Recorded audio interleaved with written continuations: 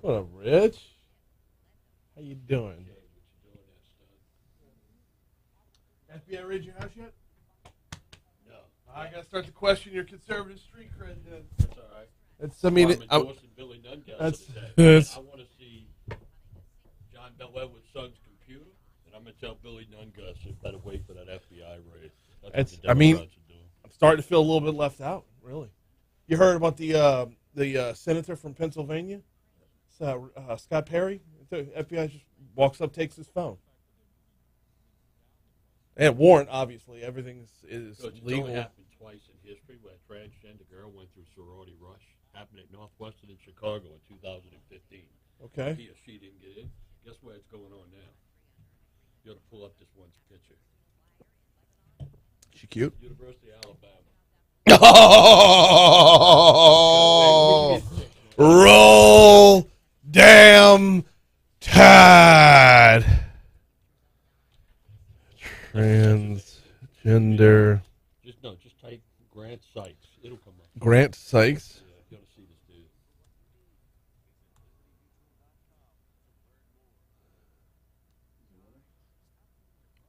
What? Bro, like, How you like this? no, sometimes you could look at a picture and be like,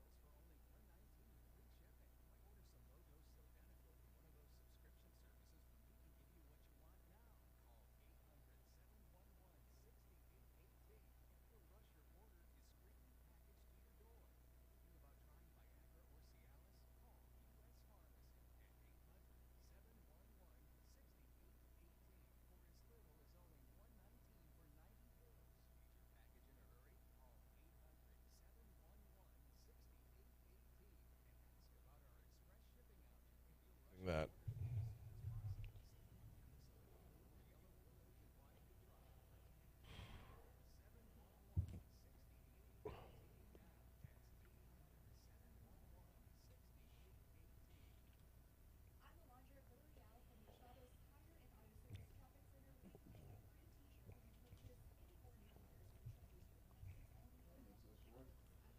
What? Yeah, you know, if I'm dropping like $600 on tires, if I can get like a $10 T-shirt, I'm so good. Also, like,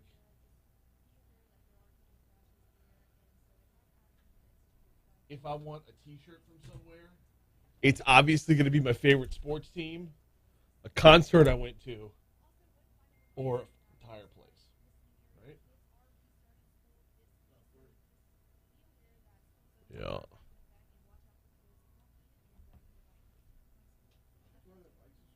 They do. They do. Yeah. Time for us to get a look at that forecast. Here is WBRZ meteorologist Marissa Nuzzo. The morning hours will be warm and muggy before clouds and showers develop again this afternoon. There is a higher risk for heavy downpours and street flooding today. While it is actively raining, be sure to avoid those typical problem spots that usually hold water. Make sure you have a way to receive warnings in the event that storms in your area do produce flash flooding. Any activity will fall apart as the sun goes down. Stay connected to the storm station and stay ahead of the storms. I'm meteorologist Marissa Nuzzo. Woke up this morning, got something gabagoo.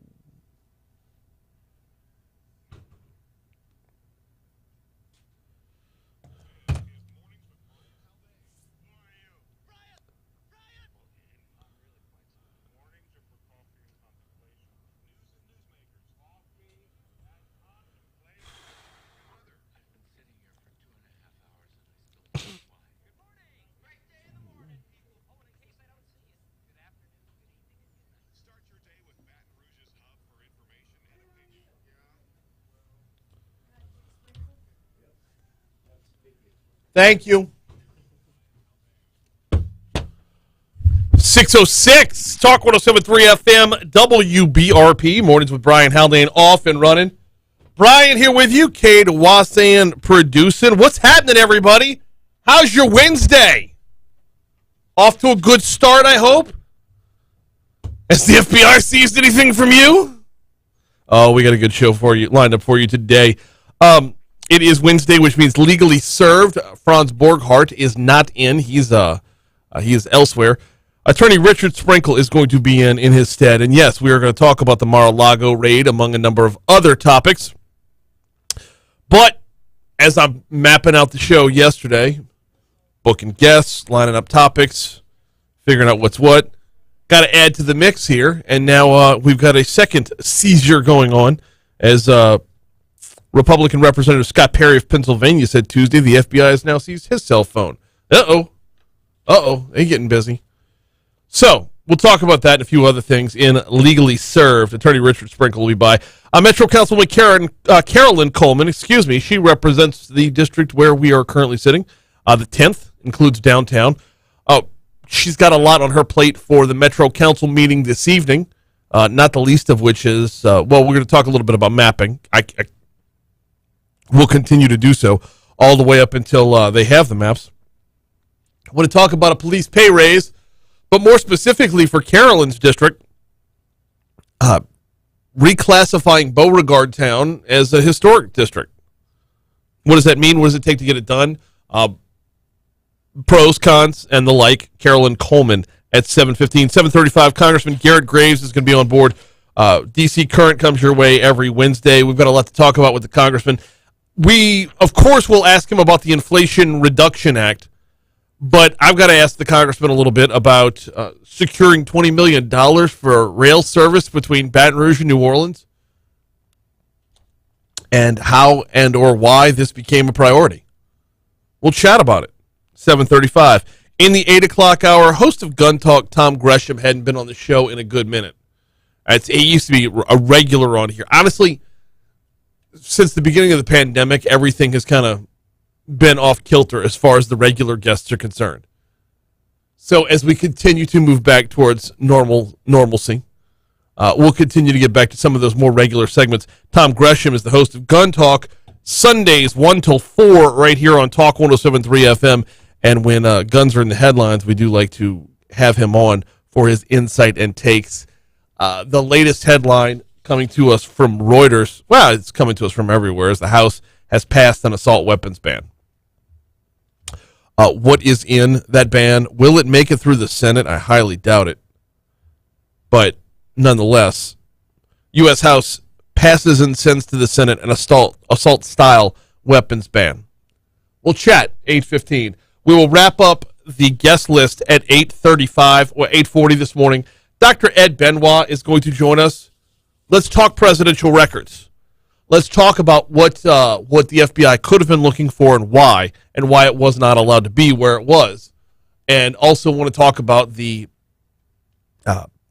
lack of precedent here as well. So that plus top stories and trending, the outside in, this day in history, and a whole lot more coming your way throughout the show this morning. Got to start off, though, with a story that we're going to touch on a little bit later on in our top stories and trending. And that is, well, it's actually be our trending story. Have you seen I Just Killed My Dad yet? It dropped yesterday on Netflix. I'm sure some of us have already dove in and consumed the whole thing. Got to see episode 1 last night. The first installment of I Just Killed My Dad. If you don't know what I Just Killed My Dad is, it is the Anthony Tomplay story. If you were waking up in Shenandoah this morning thinking, you know what? There should be a Netflix series based right here in Shenandoah. You got one. Anthony Tomplay, who was in the news in 2019 when he killed his father, 17-year-old who shot and killed his father after years of alleged abuse, is the focus of a new true crime documentary. I Just Killed My Dad delves into the home life of convicted killer Anthony Tomplay and explores the time leading up to the shooting of his father, Bert Tomplay, on June 3rd of 2019. So I sat down to watch episode 1, and I'd like to talk about this like kind of in real time as we're all exploring it, as we're all watching it. Obviously, as things come to light, the story will evolve throughout. But I got to tell you, after episode 1, and I'm not giving out any spoilers here. Number 1, because it was an actual news story. We all know what happened. But as they expose more to us, the audience, I got to tell you, episode 1 makes him look guilty as hell. Episode 1 does not even scratch the surface of the why behind what he did. And the why behind what he did was all the news at the time. If you're watching it, hop on the YouTube channel. If you're watching I Just Killed My Dad, go ahead and hop on YouTube. It's Mornings with Brian Haldane on YouTube. Would love to start a conversation over there. Would love to get your feedback, get your takes as we this thing dropped yesterday, so we can all kind of experience it in real time. What you got, Kate? The guy sure had a lot of tracking devices, right? If I'm not mistaken, that's the first episode I saw last night. With the cameras and the GPS and the GPS phone. stuff. Yeah. You look, I don't remember a whole lot. I seem to remember the news report, but knowing that it's close to home kind of made us pay attention to it. And it just, look, I don't know. That's what stood out to me, that there was a lot of security concerns. So my biggest takeaway was the lack of emotion.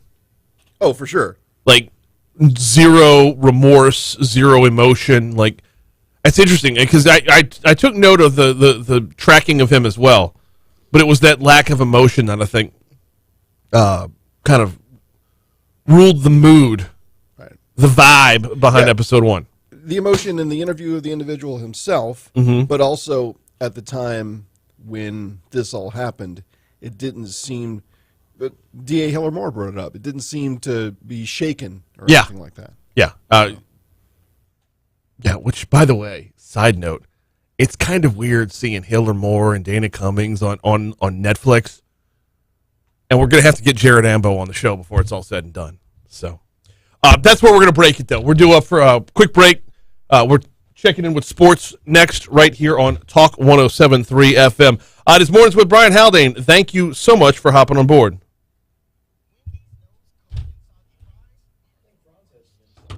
Do what?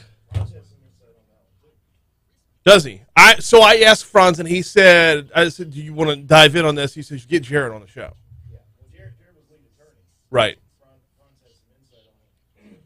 I knew he had done some work on it. I know Franz's stance was telling Jared to advise Netflix Kill the mics for a second.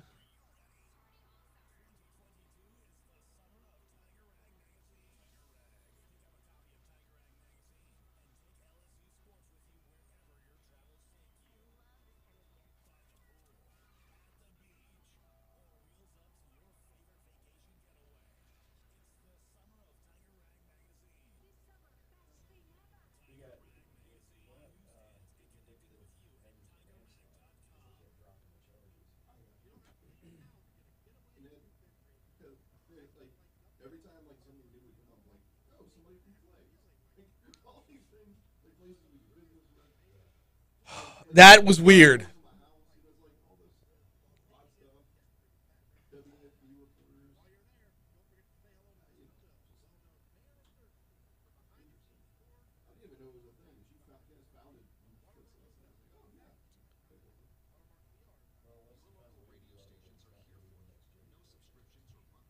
Wait, say again?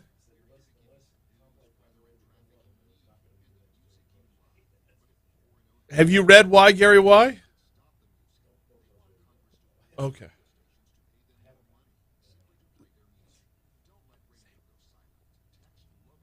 It's just sitting there.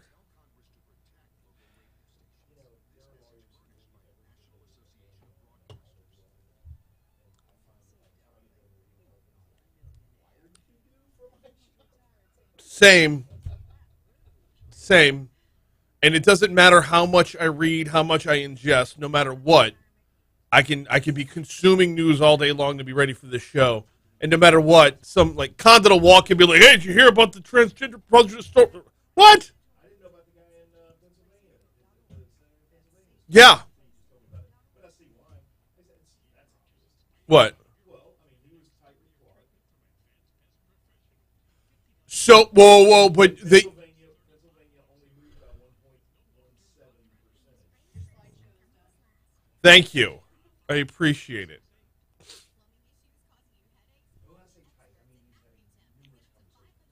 Okay, but if he's connected to January 6th, that's not why Mar-A-Lago was raided. So,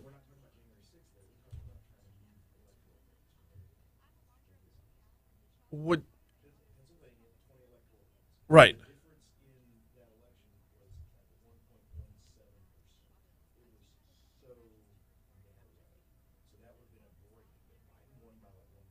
Yeah.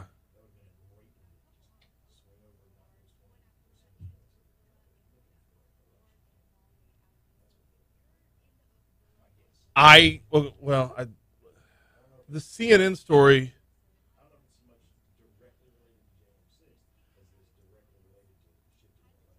So, the gay frogs. Yeah. The search is connected to an investigation being conducted in part by the Justice Department Inspector General, according to a person familiar with the matter. While Perry has not said why his phone was seized, the watchdog also is investigating the actions of former Justice official Jeffrey Clark and potentially others as it examines the department's role in seeking to assist former President Trump to block certification of the 2020 results.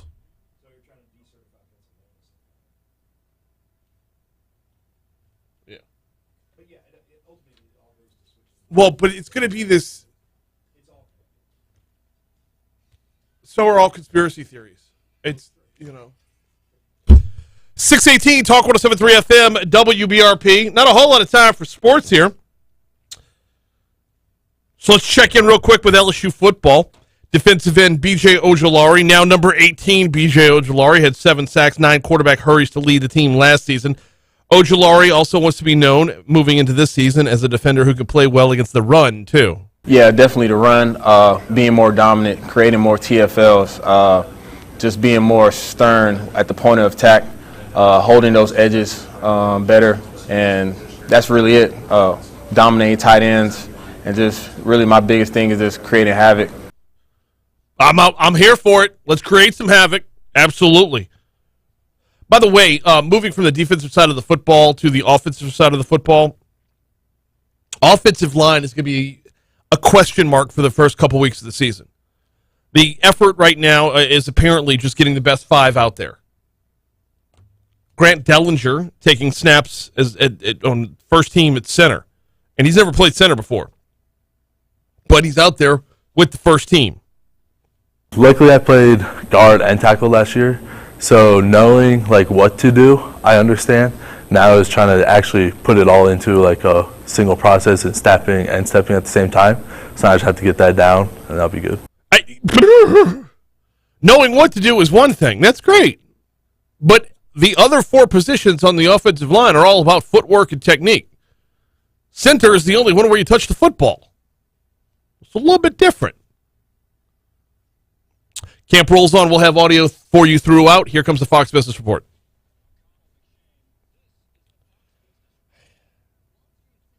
Come on over.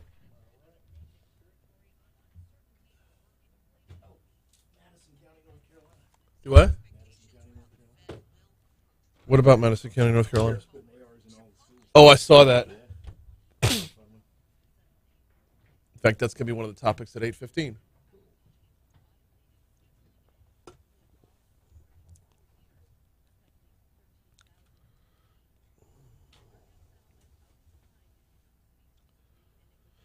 So yeah, the Perry one I didn't know about until on my way into work this morning. We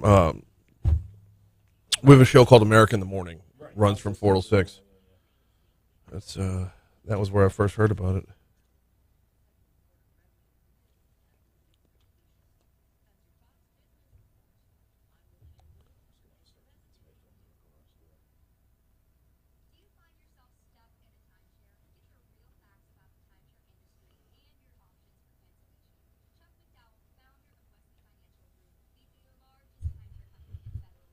The thing about these seizures, though, and the thing about the raid on Mar-A-Lago is they didn't, try to ask. The investigation in Trump has been ongoing. Yeah, well, because it wasn't a priority. And now it's a priority again. And that makes it more political than anything. Well, this is a political hot potato. if they don't find something helpful for the investigation, they just elected the man president. Correct. That's just all there is to it. That's I'm no political science expert, but I can tell you right now, this was the most dangerous gambit they could have run. I had a news story on it, printed out, ready to roll. And I don't know what I did with it. Yes.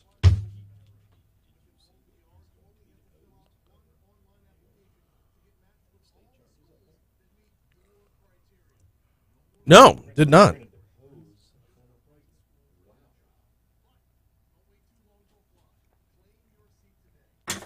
See, I never mind political leanings, whatever. I'm just finding all this fascinating from a legal standpoint that we're actually doing these things. Nobody ever sat Nixon down and deposed him. I mean, this is crazy. Well, Nixon got up and walked away before it, though. That's a huge smartly. difference. Right. But he could have still been brought up on state charges for some of the stuff he did.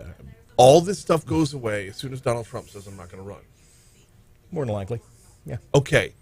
Using the weight of the Justice Department to sway political wins. It's crazy. Is a banana republic. Yeah. Yeah. I don't know. I don't know how to separate myself from that. Like, I was telling somebody yesterday, I have yet to vote for Donald Trump. Yet to vote for him. Yeah. I voted for Marco Rubio in the primary in 2016. Mm-hmm. I voted Libertarian. Was it Gary Johnson? That's what I did. Yeah. I mean, I don't even remember if I voted in the top column last time around. Yeah. I have yet to vote for Donald Trump. They keep this shit up, and they're going to They're going to force I'm it. going to vote for him out of spite. Yep.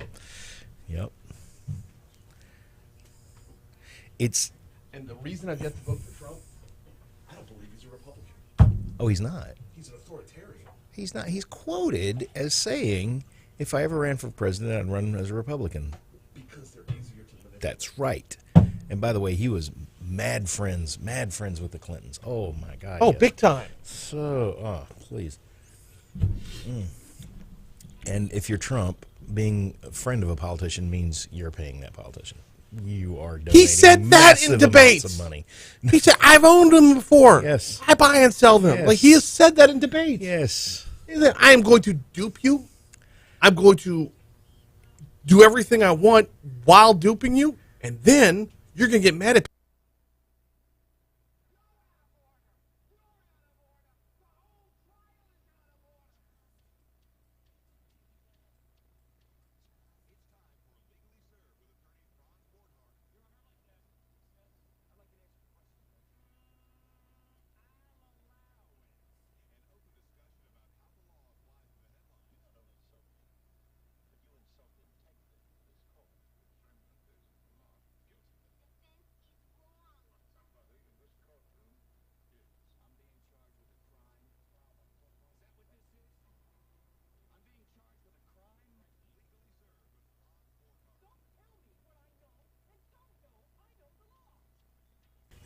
625 Talk 107.3 FM WBRP. It is time for Legally Served.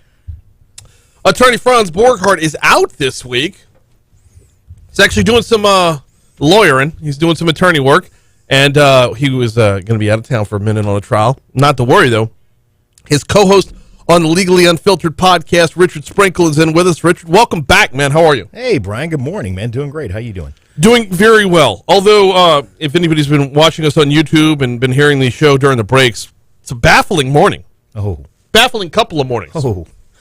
We've got a lot to talk about. We're going to get around to some more local topics in a little bit, but there's no way we don't start with, a former president's home being raided by the FBI. That's something that's happened roughly never. Roughly never. It kind of makes news when that happens. It does. It does. Yeah. It's part of the news is knowing, is this something that's routine?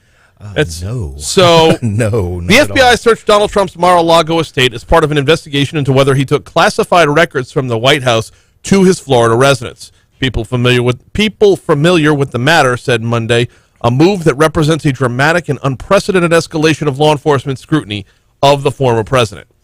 All right, let's break this down from a legal perspective. What were your initial takeaways when learning about the story? Well, when I first learned of the story, I think about what I understand about how warrants are obtained, and I start trying to put the pieces of the puzzle together. The Department of Justice is not going to release the warrant publicly, Right. because it's part of an ongoing investigation. So the only way the public is going to get to see that warrant is if the former president himself releases it. So we may never understand what's actually in there. And the most important part is something that unfortunately none of us are more than likely ever going to get our hands on. In order to get a warrant, it has to be supported by probable cause, right? We all have heard that at some point in our lives. That probable cause generally comes by an affidavit of probable cause, which is filled out by an officer, an investigating officer, a police officer, whatever, who supplies that to the judge in order to sway the judge to sign the warrant. I would love to see what's in that APC. I would love to see it. Of course, then I would know everything about the investigation, and that's exactly what the Department of Justice doesn't want. Right. Tip their hand. But that's really where the meat and potatoes are. So we're not going to know for as long as there's an ongoing investigation. Is there any way to know how long there will be an ongoing investigation? Not really. Not really. I mean, we understand what it's about. We understand it's about records, White House records that the former president allegedly took to his home in Mar-A-Lago, which would be in violation of the Presidential Records Act.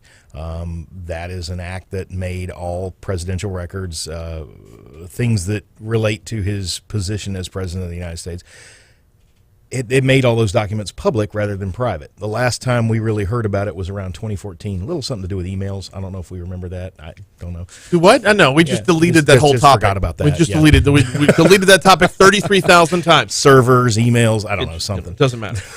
So long story short, all of his records should have gone to the National Archives, and those are that is the national custodian for all of this stuff, and they're crying foul, saying certain things were taken to Mar-a-Lago, and for some reason, the DOJ investigators felt the need to search Melania's closet for him, which I thought was really weird. Yeah.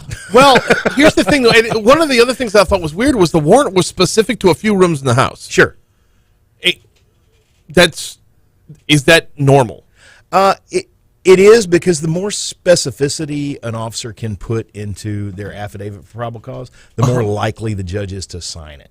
If I said to a judge, I need to come search the Guarantee Studios building because there's something illegal in it, I'm not sure where it is, and I'm not even sure what it is, the judge is going to tell me to pound sand. But Right. if I tell him exactly what I'm looking for, who I think has it, what offices it may be in, he's going to say, oh, okay, well, you've apparently done some due diligence and you know what you're looking for and whatever. So what this tells me is somebody who's familiar with the inside of Mar-a-Lago, be it an investigator or be it somebody on the Trump's insiders, somebody has been talking to investigators. Okay, but knowing what you're looking for is one thing, knowing where you're looking is another. Right. Like whatever documents they're looking for, that would be the smoking gun. If I put the smoking gun in the half bath, they're not allowed to go in there and look for it. Unless someone thinks that's where it is and they But it's place not that in if the it's not in APC. the if it's not in the if that's not part of the warrant, right? Oh, no, it's got to be part of the warrant. Right. It's got to be a part of the warrant. Sorry, one cup of coffee. No, all not good. Following you. Wait, so yeah, it's all. No, let me find a better way to spell out the scenario. Actually, you know what? We're due up for news. Okay. Let's go ahead and check our news, traffic, weather, and then we will pick it up here next. This is Legally Served. Attorney Franz Borchardt is out. Richard Sprinkle is in his stead. We've got more to talk about than just this one topic, but this one topic is kind of a big one. So we're going to continue with that conversation next. Hey, in the meanwhile, if you've not yet checked out Drop Biscuit Studios, do so today. DropBiscuitStudios.com. Our stories told by our folks. Get the latest scone and tea. I believe the next one is going to be coming up tonight. DropBiscuitStudios.com. All right, here comes CBS News, then our own local news, traffic, and weather next. I like biscuits. So, yeah, it's we're having some fun with the content over there. It's good stuff. Cool. Very cool. So, all right, if the FBI shows up at the front door, Right. and they say, we are looking for, let's just find something that he would have taken from the White House, like transcript of a phone call. Sure. Okay. Printed transcript of the phone call. The FBI shows up at the front door, says, here's our warrant. Okay, I look at the warrant. It says you can search the master bedroom. Mm-hmm. You can search the office. You have permission to get in the safe. And where else would it, like, there were only like 4 rooms that were listed in there, right? Yeah, I think so. It was the master bedroom, the safe, the office. I can't remember the other one. But no, they didn't have carte blanche to go through the whole house. Right. So I look at that warrant and I say, okay, I'm going to take this transcript and I'm going to go put it in the damn kitchen cabinet. No. See, that's the thing. When they come knock on the door and hand you the warrant, you're going to be moved outside, and they're going to go do what they need to do. Right. You don't get to go touch anything once they get on site. So where the conversation is going to go when we come back is the difference between a TV warrant search or raid or whatever versus the reality. Versus the reality, yeah. This is not Goodfellas. No. You don't have Lorraine Bracco flushing cocaine down the toilet. Well, now, she did that before she opened the door. Yes. Well, okay, so same scenario, though. Same scenario. Yeah, same scenario. Like, hey, take the transcript and go put it with the good china. Because what's the odds that they're going to have that in their warrant? Well, you've got your... this is an apples and orangutans situation here, because in this case, at Mar-A-Lago, the Department of Justice called the local DOJ guys, FBI guys, called the Secret Service, gave them about a 1-hour heads up, said, we're coming to serve the warrant. They knew nobody was home other than employees and some staffers. So the Secret Service could round everybody up, move them out of the way. Secret Service didn't participate in the search. They just they corralled people, basically, to keep them out of the way, to make sure justice wasn't obstructed and what have you. And they went on and did their thing. There was no Lorraine Bracco to go flush papers down the toilet this time, I'm afraid. And what was that all about anyway? Papers, finding selfies of papers in toilets. I didn't even see that news thing. I'm like, what in the world? No clue. Yeah. No clue. Somebody accused the former president of flushing something down a toilet. I know he's complained about low-flow toilets before. Yeah. All right. That's a weird stat to know. What? Louisiana has the lowest breastfeeding rate in the country. Yeah. Like, why do we know that? I guess we sell more formula per capita. That's true. We do. And I mean, they can't go around counting breastfeeding. I mean, that's... it's a very unscientific poll. Yeah. It's a weird state job. That's, Going around asking If any state's going to have a weird state job, it's going to be us. I'm going to tell you that. the guy who counts the mother's breastfeeding. Chick-fil-A suck too. Thanks, James. all right. Good morning. Hey, good morning, Christy. Welcome in, Boo. Sorry, my wife texted me earlier, and we've been just going and going and going. That happens. She's fully back in the school swing again. Only 2 days into the school year, and she's ripping and roaring.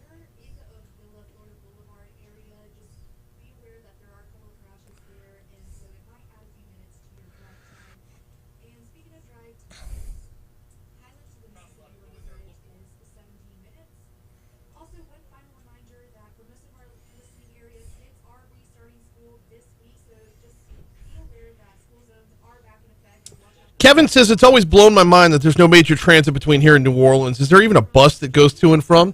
There was after Hurricane Katrina. Was that Megabus? Yeah, The ones and with they the tried. Wi-Fi on? What up, T-Bob? Yeah. They tried to keep it viable, and it just wasn't. Nobody wanted to take it. Well, yeah, and it was stupid cheap too. So I don't know if they were paying their bills. I really don't. No, they weren't. No. But if you're running a bus between here and New Orleans and like one person's getting on a day, Right. oh, it's gonna be different with a train though.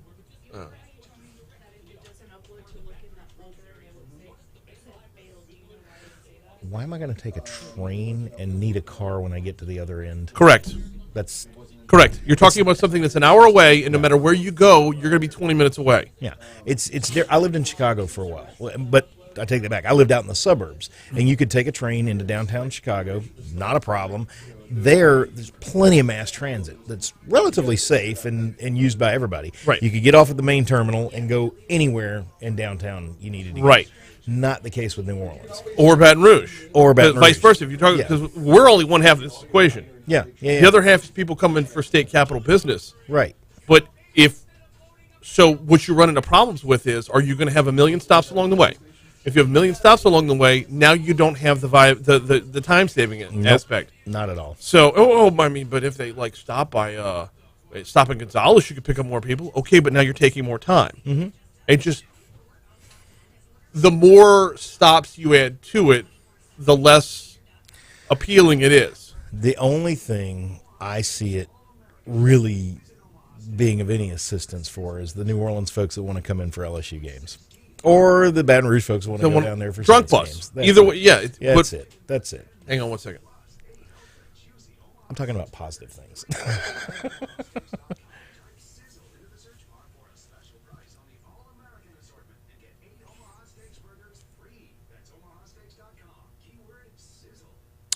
Time to get a look at your forecast. Here is WBRZ meteorologist Marissa Nuzzo.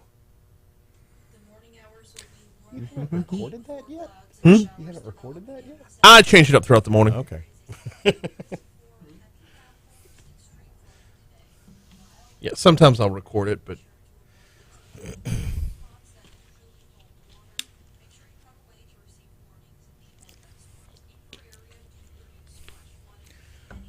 okay, Kevin says, I guess I'm in the minority. Used to fly in and out of MSY a lot and take car service. Got in a pinch a few times and had to rent a one-way car. So, okay, is the airport your intended destination of this train? Because now you're talking... Be a stop. It's got to be a stop, which is going to add more time. Right. But the airport would probably be the most viable stop there is. Oh, it's the best one.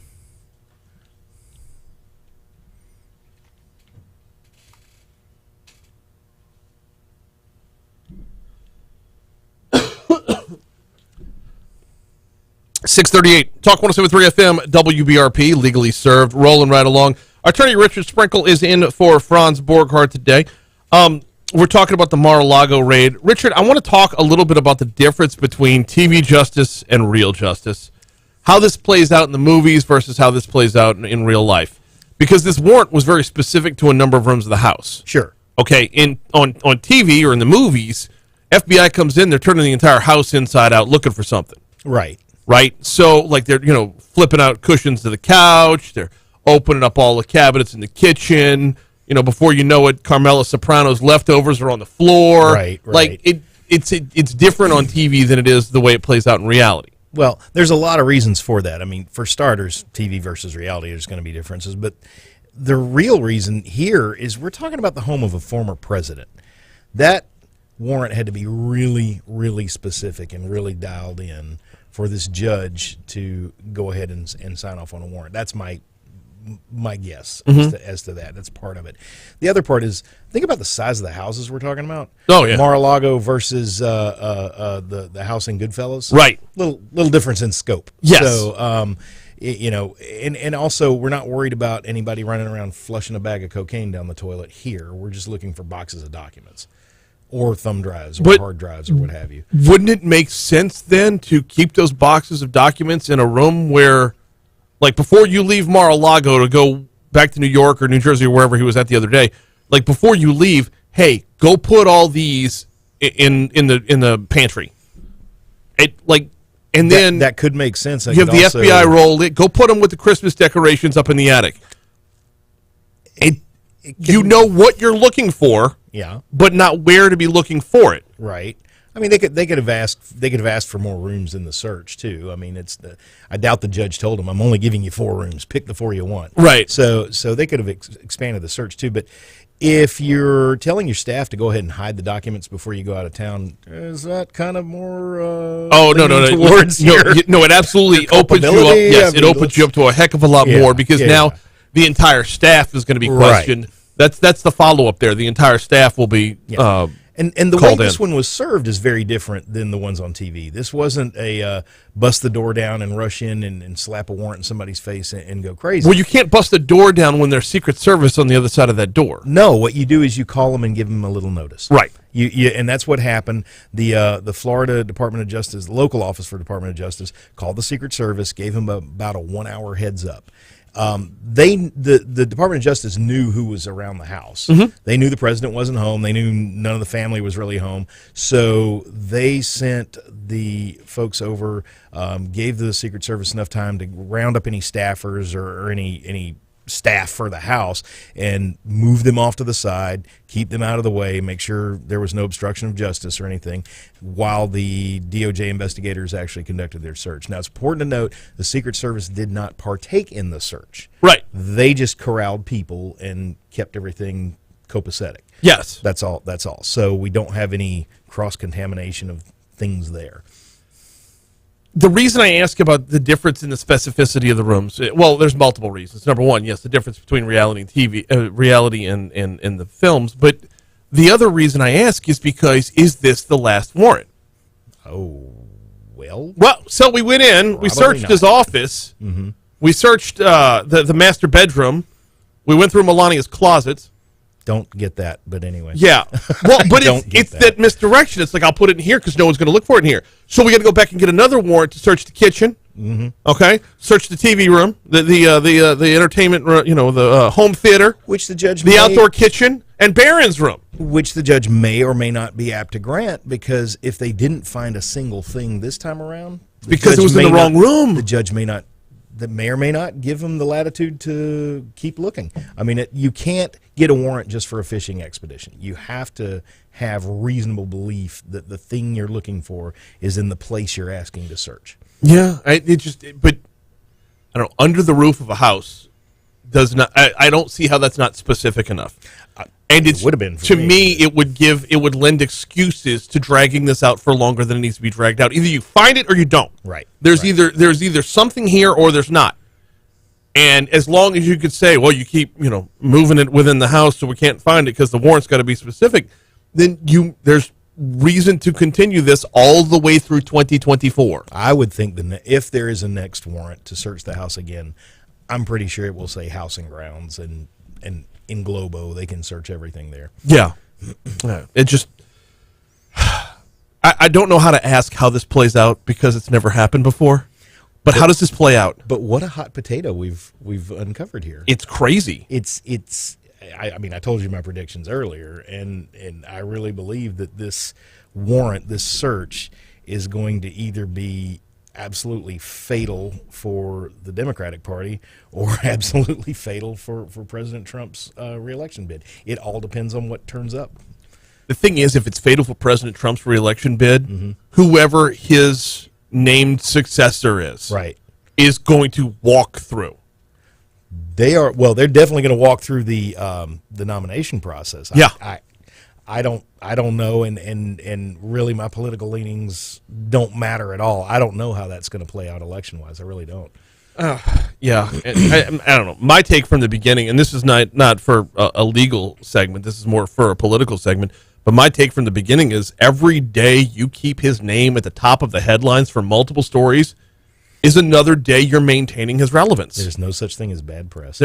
Exactly. Exactly, because for every person that says, oh, how could he? We never before if we had this type of guy run. Yeah, at the same time that happens, somebody else is saying, why do they keep attacking this man? The person who's not following all the headlines is saying, oh, they're just beating him up. They're bullying him at this point. And then you start building up sympathy. Right. Yeah. I mean, I've heard it said by family members, he would do a great job if they would just leave him alone. So let's step away from the idea that this is a former president for a minute. He's been cooperating with this investigation up until now. I suppose. I don't know. That's the way the Associated Press wrote it. So if the Associated Press is not a right leaning rag, so I'll defer to them. He's been cooperating up until now. Why raid his home and not just ask for it? Well, my guess is somebody has asked in the past and didn't get what they wanted. That's the only reason I could. Okay. I could see doing the raid. Or there is something in the house that some investigator believes is in danger of being destroyed, hidden, scurried away somewhere. Federal judges don't sign warrants willy-nilly. Yes. So there is something to the affidavit of probable cause on this. There's something in there that's pretty juicy, and man, I would love to read it. Well, we're going to move on to some other topics after the break, which is coming up in less than 60 seconds, but I want to ask this one more, and that is, it's about presidential records. Right. It's quite possible that whatever left the White House with him was still perfectly legal. He got on a plane, still perfectly legal. At the actual transfer of power, that's when he was in violation of the Presidential Records Act. Or not. We don't know. Right. And we won't know until we know what it was they were looking for and where it was they found it, if they ever found it. And all right. We're not going to get anywhere on this one because there's just so many unanswered questions. But and because there's no way to look back at any other time in history and see a comp. Well, I mean, I don't know how much time we've got up there, but if presidents have wide latitude to declassify things, just saying. Yes, they do. All right, let's push pause on that. We'll continue this conversation in the break. Right now, we're going to break. Check your money now on Talk 107.3. I just wanted to tease that. No. The presidents can declassify things, which if he took it all and said, Dominus Hominis, you're declassified. Right. It's all good. But if he didn't, and then power transferred, now he can't do it. It's a really weird, like, oh, you have the power. Nope, now you don't have the power kind of deal. So, yeah. Because this was never supposed to happen. Nobody planned for this. Follow-up question. Yeah. If he declassified something, could the new president reclassify it? Sure. While it's no longer there? Well, that I don't know. I mean, if it's a matter of national security, but I mean, somebody's got to read it and know what's in it to know whether it's a document worthy of being classified or not. Right? I would think. Does it have to be worthy of anything to get the presidential seal of classification? I don't know. I mean, look, you can't use the bathroom at Area 51 without that being classified. So True. So I don't know if it has to be worthy of anything. I don't know. I have no idea. That stuff's so far outside my pay grade, Brian. Well, it's and nobody's Franz's too. By it's the way. well, no, but it's nobody's level of expertise. No, here. Nobody knows this. No, we haven't done this before. I have to keep coming back to that. Yeah, if they don't find. Was that a crash outside or a dumpster truck? That's the garbage truck. Okay. It's right outside. What a great place to put a garbage truck. That end of the building has no live shows. I don't know why. No, it's on the corner. So it's, but yeah, we hear you about can't it. put it by the sales office. I mean, come on.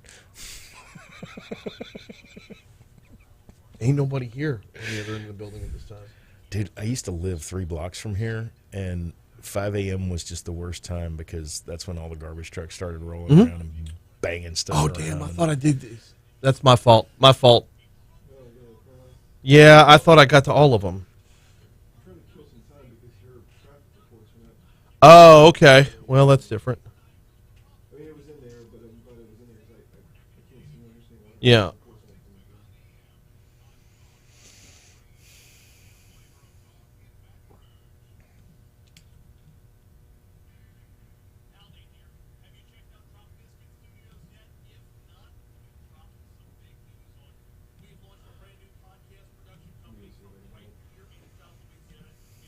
Do what? Help what? Oh. Do you need me to do traffic? Oh, yeah, we're already in. Shit.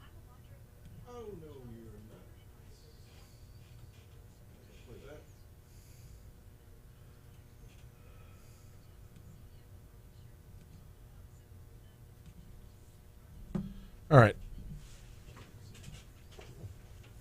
Kevin says Trump literally turned story about him overtaking his driver into a comedian routine at an event. If that's the January 6th thing, then I've been told that wasn't true. About him reaching over to grab the wheel?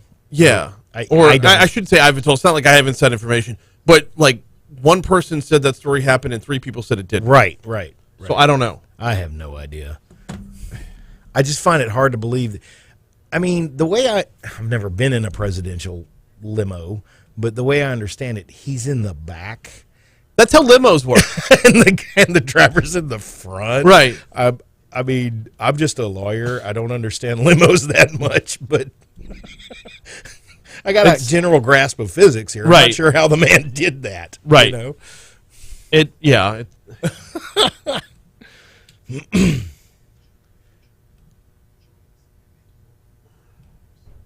And I would imagine there's a little bit of buffer Not in the to presidential limo, not to bring this back up, but are we not entertained?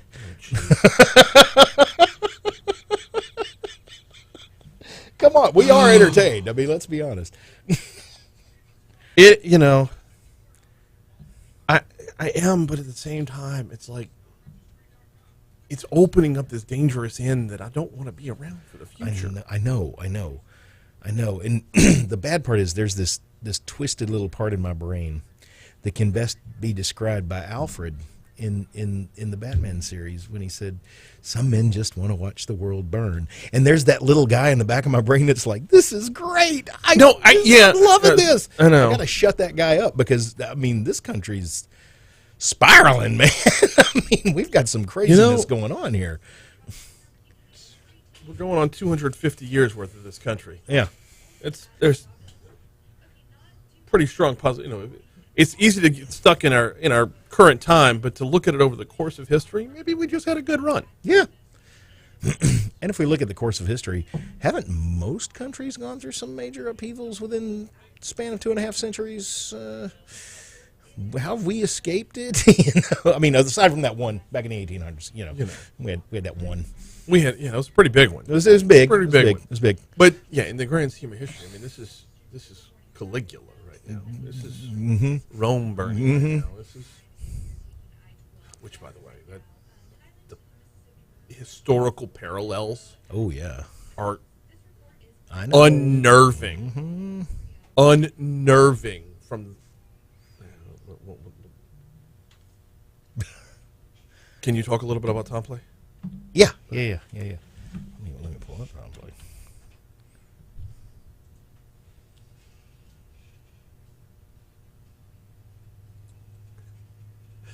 .653 Talk 107.3 FM WBRP. Mornings with Brian Haldane, rolling right along. Legally served, rolling right along. Attorney Richard Sprinkle in for Franz this morning.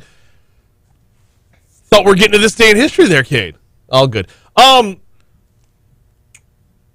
to close the book on the Trump Mar-a-Lago FBI raid. Do we have to? No, we do. We do. If for nothing else than our own sanity. Right. But there's other headlines as well that are hitting closer to home. Sure. And when I say close to home, I mean Shenandoah. Like right around the corner. Yeah. I Just Killed My Dad premieres or dropped on Netflix yesterday. Mm-hmm. I got to see the first episode last night. It's a multi-part series. This is the story of Anthony Tomplay, who killed his dad, Bert Tomplay, and it walks us through the process a little bit. I want to. Well, first of all, how familiar are you with the Netflix series? I have not yet watched the show. Mm-hmm. That's up for tonight, hopefully. But I am familiar with the fact that the producers did reach out to Mr. Tomplay's attorneys and seek permission, and were granted permission, and we now have a Netflix series. Well, you attorneys here in Baton Rouge, y'all have a nice little network there. Y'all talk. We have cell phones. How familiar with until the FBI takes them. How familiar were you with the case as it was proceeding? As it was proceeding, I heard bits and pieces from various members of the bar, some of which have been on the radio here, and just kind of hearing things. I understood basically what happened. I understood basically the defense that was going to be put forward was one of self-defense, and that was essentially what I knew. Didn't get too deep into the merits of the case because I wasn't on the case. Just third-hand information along the way. As it unfolded, I want to ask about Jared Ambo, the lead attorney on it, said it was a justifiable homicide or justified homicide. Right. How difficult is that to prove? It's not the easiest thing on earth. You do have to prove that there was significant circumstances to drive that individual to do the thing they did, and essentially show that they didn't really have a choice in the matter, or that a reasonable person put in that position would have acted similarly. It's not the easiest thing in the world to prove. When it was all said and done, and this isn't a spoiler for the Netflix series because this played out in real life here in Baton Rouge, I believe he got 5 years probation for, what was it? Not justified homicide, negligent homicide. Right. So he got 5 years probation. as you see cases play out, how difficult is that to get across the finish line? The sentence? Yeah. Oh. No. The dropping from second-degree murder to negligent homicide to have the prosecution take their foot off the gas to that extent. Well, it all depends on the case the prosecution has. The stronger the case, obviously, the more they're going to dig their heels in. So my guess is for them to drop it from second-degree murder all the way down to negligent homicide, there were cracks in the case. There had to be cracks in the case, or else Mr. Tomplay would be serving a significant amount of time in prison. There's no question about that. That being said, there often becomes a tipping point where, and I've had this happen, I think most criminal attorneys have had this happen, where your client may deserve a little justice, maybe deserves a little something from the justice system, but maybe not what the state is seeking. So you try and work out some sort of compromise where the state doesn't necessarily lose, and your person doesn't necessarily go away for the rest of their lives. So you get 5 years probation, 5 years suspended sentence, provided that probation plays out, right? Correct. Okay. How is that not a loss? Well, it's not a loss because they still have him. I mean, bottom line, they got a conviction out of it. So that therefore it's not a loss for them. All right. It feels like that's a conviction. It's just a matter of paperwork at that point. Yes and no. I mean, it all depends on what Mr. Tomplay does over his 5 years of supervised release. Okay. He's got to behave during that, or else he's in the field we call it. He's backing up time. If he steps out of line, if he doesn't keep his conditions, then he could find himself going right to jail for the 5 years, the full 5 years, starting day one that he hits the jail and moving on. As an advisory to anybody who's going to be watching this Netflix series, present company included, what are the general we haven't explored this one, but the general takeaways when watching these true crime documentaries? How close do they stay on average? How close do they stay to what actually went down? Well, really, all I can give you on that is my hypothetical assumptions here, and the reason is now I'm an attorney, and formerly I was in the media. I was a video and movie guy back in the days in TV. So all of this stuff is going to have some creative and artistic license to it. Yes, it's being portrayed by actors. It's not the actual people. So you're not getting exactly what happened. And you've got to take everything with a grain of salt. The prime example of this is The Staircase. Sure. The HBO, well, which one? Yeah, the HBO version of The Staircase is way different than the Netflix version. And my belief of guilt is based off of which one I'm currently watching. Yeah. In the meanwhile, which means the producers did a great job. Yeah, absolutely. He's attorney Richard Sprankle. This has been Legally Served. We're going to take a quick break, check the CBS World News Roundup. Coming back with Hour 2 next. Top stories and trending are on the way to lead off Hour 2. Coming up on Talk 107.3 FM. Yeah, I watched the HBO one. I believe he's innocent. Honestly, I started watching the HBO one and I hated it and stopped watching. I'm like, ugh. I just didn't like the way the story was being told. The HBO one is not a documentary. No, it's a docudrama. It's a drama, yeah. It's absolute drama. It may as well be, was it 1863 or whatever it was? It's basically a short form biopic at that point. Yeah. But the HBO one is trying to retell the story with actors, which means you're already taking artistic license. Sure. Because you can cast as tight as you want to, but there's going to be a different level of sympathy for an actor than there would be for the actual person. Well, even in the hardcore documentary types, it's all happening after the fact. Now, what happens after an event? Our minds start trying to put it back together and piece it all together and say exactly what happened. You take any individual and have them recant everything that happened to them during their day, and you have them do it today, and then you have them do it a week from now, and you have them do it a month from now, that story's going to change. Right. Even if they did nothing wrong, even if there was nothing significant that happened that day, it's just the way your mind works. Right. And at the end of the day, the viewer is going to consume the product, the finished product. The final product. And go back and look on what happened as if that's the only lens through which it happened. Exactly. It's infuriating. It's dangerous is what it is. It is. These true crime dramas are very dangerous. But the producers, the makers of the documentary haven't lied. No. They haven't mistold. No. But this is a function of the human mind. Right. It's not anybody's fault. Right. And it's also a function of the human mind that we freaking enjoy watching these things, man. Well, and as long as we do, they're going to keep producing them. and that's the other part. You know, There's, we used to watch people being thrown to the lions, and Right. we like that. Mhm. You know, so it's at something. It's something with us, man.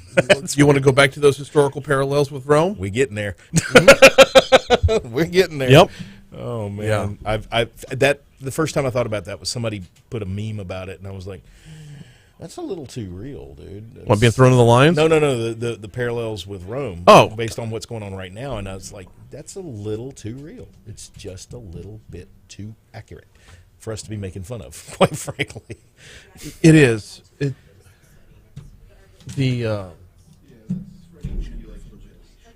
Oh Lord. We are off, right? Hey, make sure the mics are off. Yeah.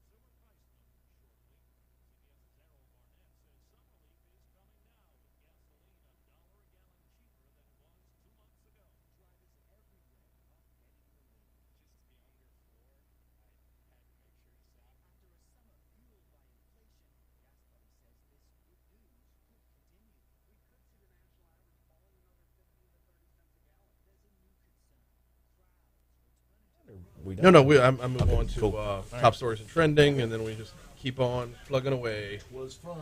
Thank you, sir. I appreciate it. Now, is he out again next week? I don't think so. It should be.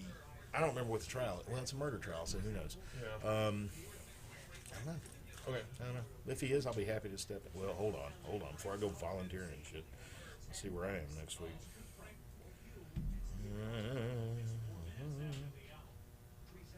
Let's see, Wednesday. Yeah, no. I'm going to be down in lovely Edgard, Louisiana next week. Okay. I got to be there at 10. I could do the show and be there by 10. You think? Yeah. All right. Cool. All right. Thank you, Rich. Later, guys. Appreciate it.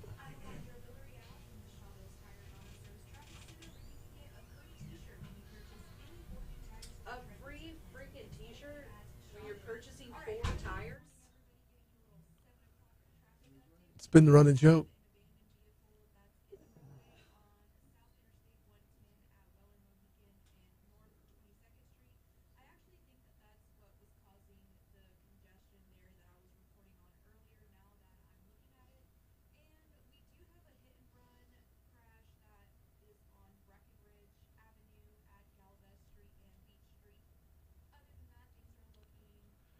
All right.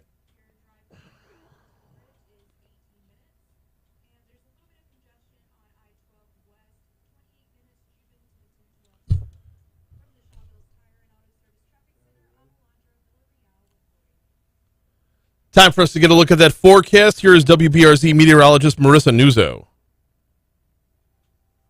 All right, Kevin says that's why his comedy routine was so funny, proving false through comedy and self. Oh, gotcha.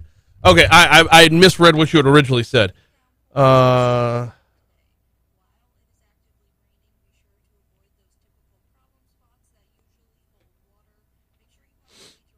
we're not good enough to hear this part of the conversation. So, no, I had to ask him about a case that he's talked about.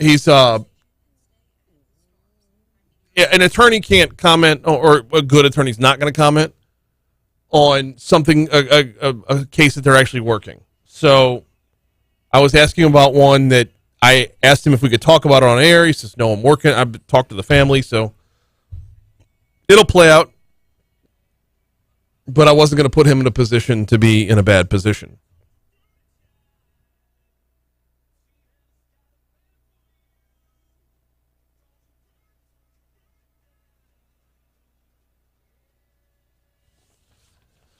.706 Talk 107.3 FM WBRP Mornings with Brian Haldane, rolling right along. Hour 2 coming your way right now. Thanks again to attorney Richard Sprinkle for hopping in for Legally Served. Enlightening discussion about something that we can't know about. Right? How did we pull that off? Now, the FBI raid on Mar-A-Lago, very unprecedented. As well, I say it's never been done before. And there are a number of legal questions I had. Richard was able to field those questions. And I appreciate his time this morning. If you missed it, this will be available on demand at talk1073.com. Or I highly recommend this, checking out the YouTube channel. Once the show's over with, it just sits up there on our YouTube page, Mornings with Brian Haldane on YouTube. There's a lot of conversation during the breaks that continues that does not make the air. Yes, there's times where you have to mute the mics, but those are rare. But check us out on YouTube. Hit that subscribe button if you like what you're seeing. Share it with your friends. Get them involved in the conversation, as we've been getting plenty of comments throughout talking about the Mar-A-Lago raid and where it goes from here. Talking about the Anthony Tomplay Netflix series, which we'll get to in just a minute. Hey, coming up this hour, Carolyn Coleman, Metro Councilwoman from District 10, is going to join us. There's a lot on the Metro Council's plate tonight we will discuss. Also this hour, Congressman Garrett Grace, D.C. Current. We do it every Wednesday. But that's all coming up later on this hour. We will, however, right now, get you to top stories and trending. I say right now, actually in 60 seconds. Hey, have you had the chance to check out St. James Place yet? If you are approaching retirement, if your parents are approaching retirement, if you're looking at opening up that next chapter of your life, I highly recommend checking out St. James Place. They're not just a nursing home. It's easy to get that moniker. It's easy to get that reputation, but they are so much more than that. They are an all-inclusive retirement community. Very, very active social calendar. Very, very active with the activities, the fitness, the mental fitness. They got yoga classes going on every day. The lifestyle with which you can pick up over at St. James Place is phenomenal. And you don't have to fully be retired. If you're approaching retirement and want to start that next chapter of your life, have it overlap a little bit, check them out at stjamesplace.org, stjamesplace.org, or give them a call. 215-4500 is the phone number. If you're looking at opening that next chapter of your life, St. James Place, and it's a little more, it's more affordable than you think. Check them out, St. James Place. Live life well. Time for top stories and trending. Let's roll.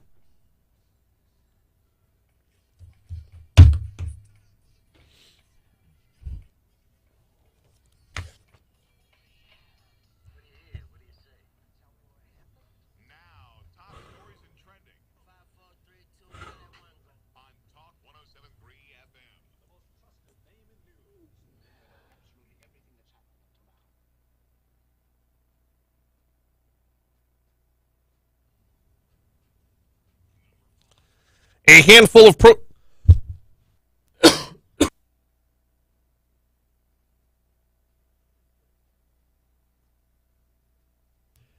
handful of protesters gathered outside the former Jetson Center for Youth in Baker to take a stand against what they consider to be a huge injustice. Back in June, after breakouts at the juvenile jail in New Orleans, the Office of Juvenile Justice revealed it would transfer some of its most problematic kids to Jetson, but renovations need to be completed before anyone could be moved. After another breakout in July, the state decided to act faster with a plan to move kids to Angola until renovations at Jetson are finished. Quote, "We don't need babies. We don't need young people going to Angola. We certainly don't need to reopen a facility that was closed back in 2014. That sounds to me like we're going backwards instead of progressing." Well, they're still criminals, but moving on. The kids would be housed at the state pen in a facility separate from adult inmates. However, some of these juvenile offenders are violent criminals. In July, one escapee shot a man while he was out. When asked what should be done with them, these groups say it's all about intervention. You know what? I tried. I can't. City leaders are fed up with stunt driving, and they are ready to change laws to deal with it. It was all quiet in Seagate Village parking lot, but tire marks are evidence of what took place last weekend. Quote, the feedback we got from law enforcement was we need additional tools to deter this activity, explained District 3 Councilman Rowdy Gode. Those additional tools will show up in tonight's EBR Metro Council agenda, as there is an amendment to make stricter laws for stunt driving. Quote, I can say that we have certain participants on our radar, says L. Jane McNeely with BRPD, the public information officer over there. Participants like 23-year-old Malik Williams, who police arrested last Friday after the Segan Village gathering. Arrest documents show this wasn't his first involvement in stunt driving. He admitted to also being involved in shutting down traffic on College Drive after the Garth Brooks concert. Baton Rouge Police Chief Murphy Paul was in studio yesterday. He talked about that arrest. He also talked about what's going to be going on at the Metro Council meeting tonight when it comes to the stunt driving. We will have some audio from that interview in our last segment of the show this morning.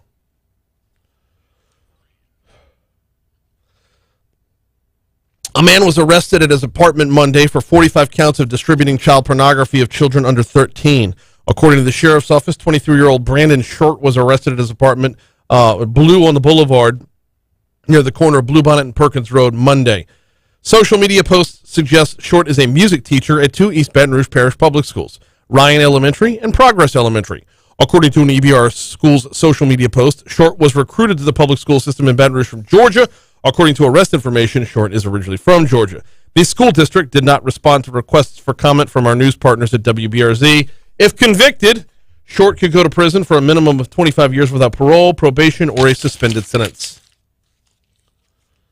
A mother arrested last week after her 2-year-old child died from a fentanyl overdose will be kept in jail without the possibility of bond. A judge agreed to revoke 28-year-old Whitney Ard's bond at the request of EBR District Attorney Hiller Moore, whose office is handling multiple criminal cases involving Ard. The bond hearing Tuesday was tied to an unrelated case where Ard was caught with drugs and weapons, though the push to keep her in jail was prompted by her child's death. Ard's 2-year-old son, Mitchell Robinson III, died in June after overdosing on fentanyl that he found inside his home on Denova Street. It was a toddler's third overdose in a span of a few months, according to arrest documents. The prior two happened in April and at the beginning of June.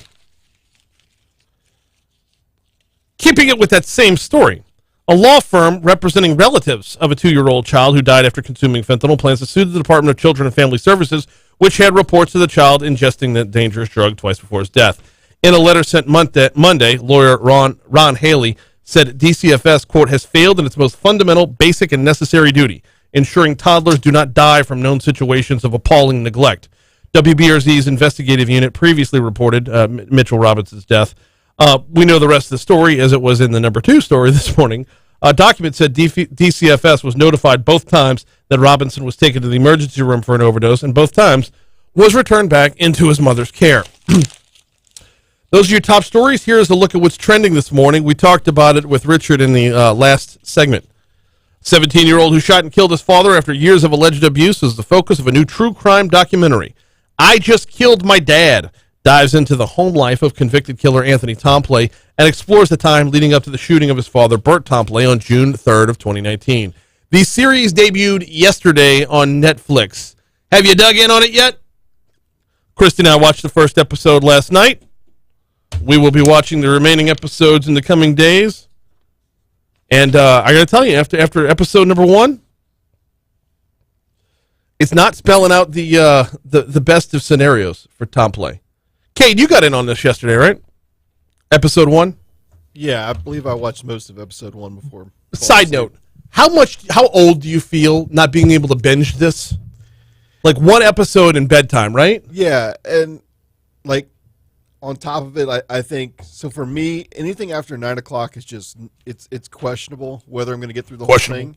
Yeah. No question. No question. Had an early day, much like you do. I'm not telling you anything, but also went to the gym. So like, I fell into a good sleep about 9 o'clock as we were trying to watch this. But going through it, like I said, I kind of feel similar to you that there was very little remorse.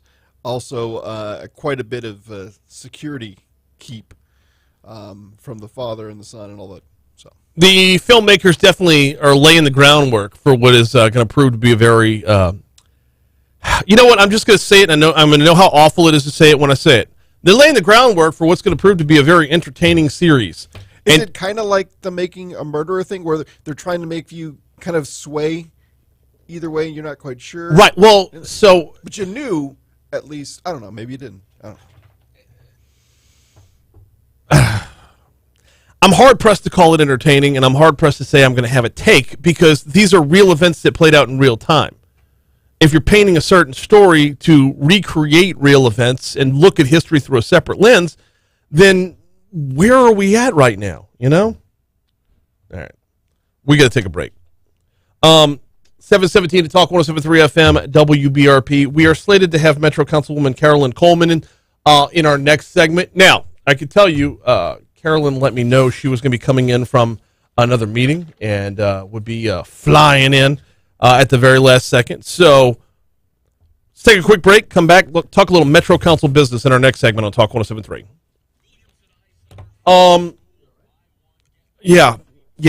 I'm like super duper tight right now. I don't know why. It was making me cough though, and that's yeah. I should probably get up and move around it a little bit.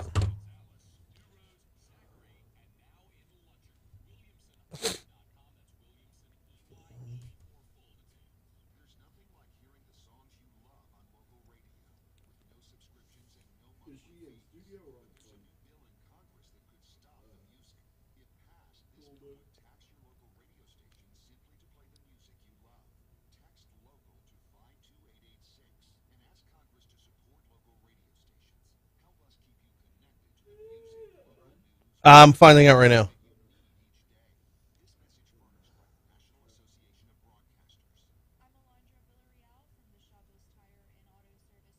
There are two sound bites from Murphy Paul There are two sound bites from Murphy Paul in yesterday's folder, CP1 and CP2. All right. Hey, Alondra, I'm going to need you to go let Carolyn Coleman in just a minute.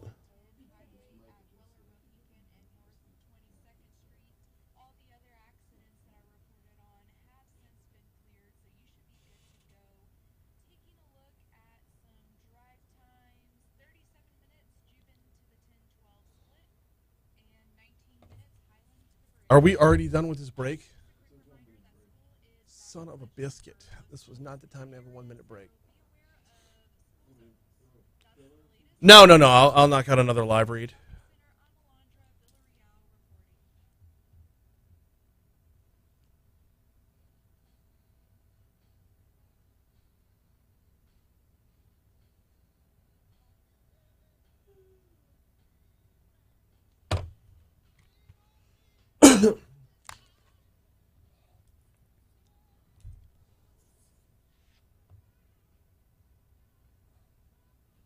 Ow. 719 Talk 107.3 FM, WBRP. Mornings with Brian Haldane rolling right along. Metro Councilwoman Carolyn Coleman should be by shortly. She's hustling this morning from another meeting. At the Metro Council tonight, there's going to be a number of things talked about, not the least of which was that story we had in our top stories and trending about the street racers. Now, this is something that we talked with Baton Rouge Police Chief Murphy Paul about yesterday. And he kind of spelled out what the Metro Council will actually be looking at in tonight's meeting. Kay, do you have those sound bites? Here was Baton Rouge Police Chief Murphy Paul. I believe it's cut one. Oh, I hope it's cut one. I believe it's cut. No, it's cut two. Baton Rouge Police Chief Murphy Paul yesterday talking about how they're going to change the game when it comes to the stunt drivers.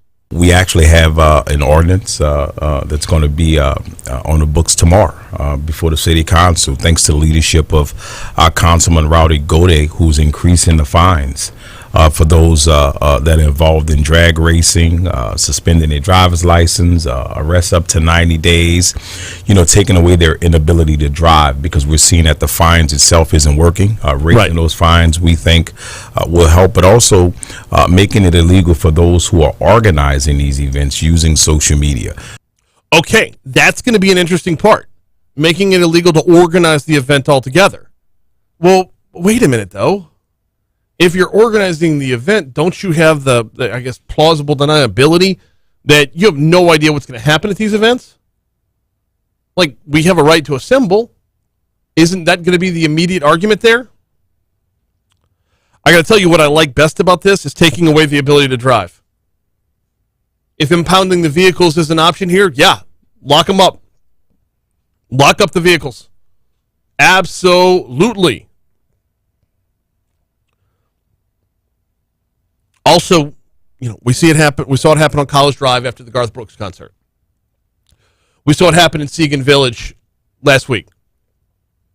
So that should spell out at least a little bit. Oh, by the way, I see it happen less than a mile from my house damn near every weekend. That should spell out at least a little bit that there's no part of town where this doesn't happen. I just spell out a little bit that no matter which district you're in, no matter who your Metro Council person is, let them know. Let them know I want to stop put to this.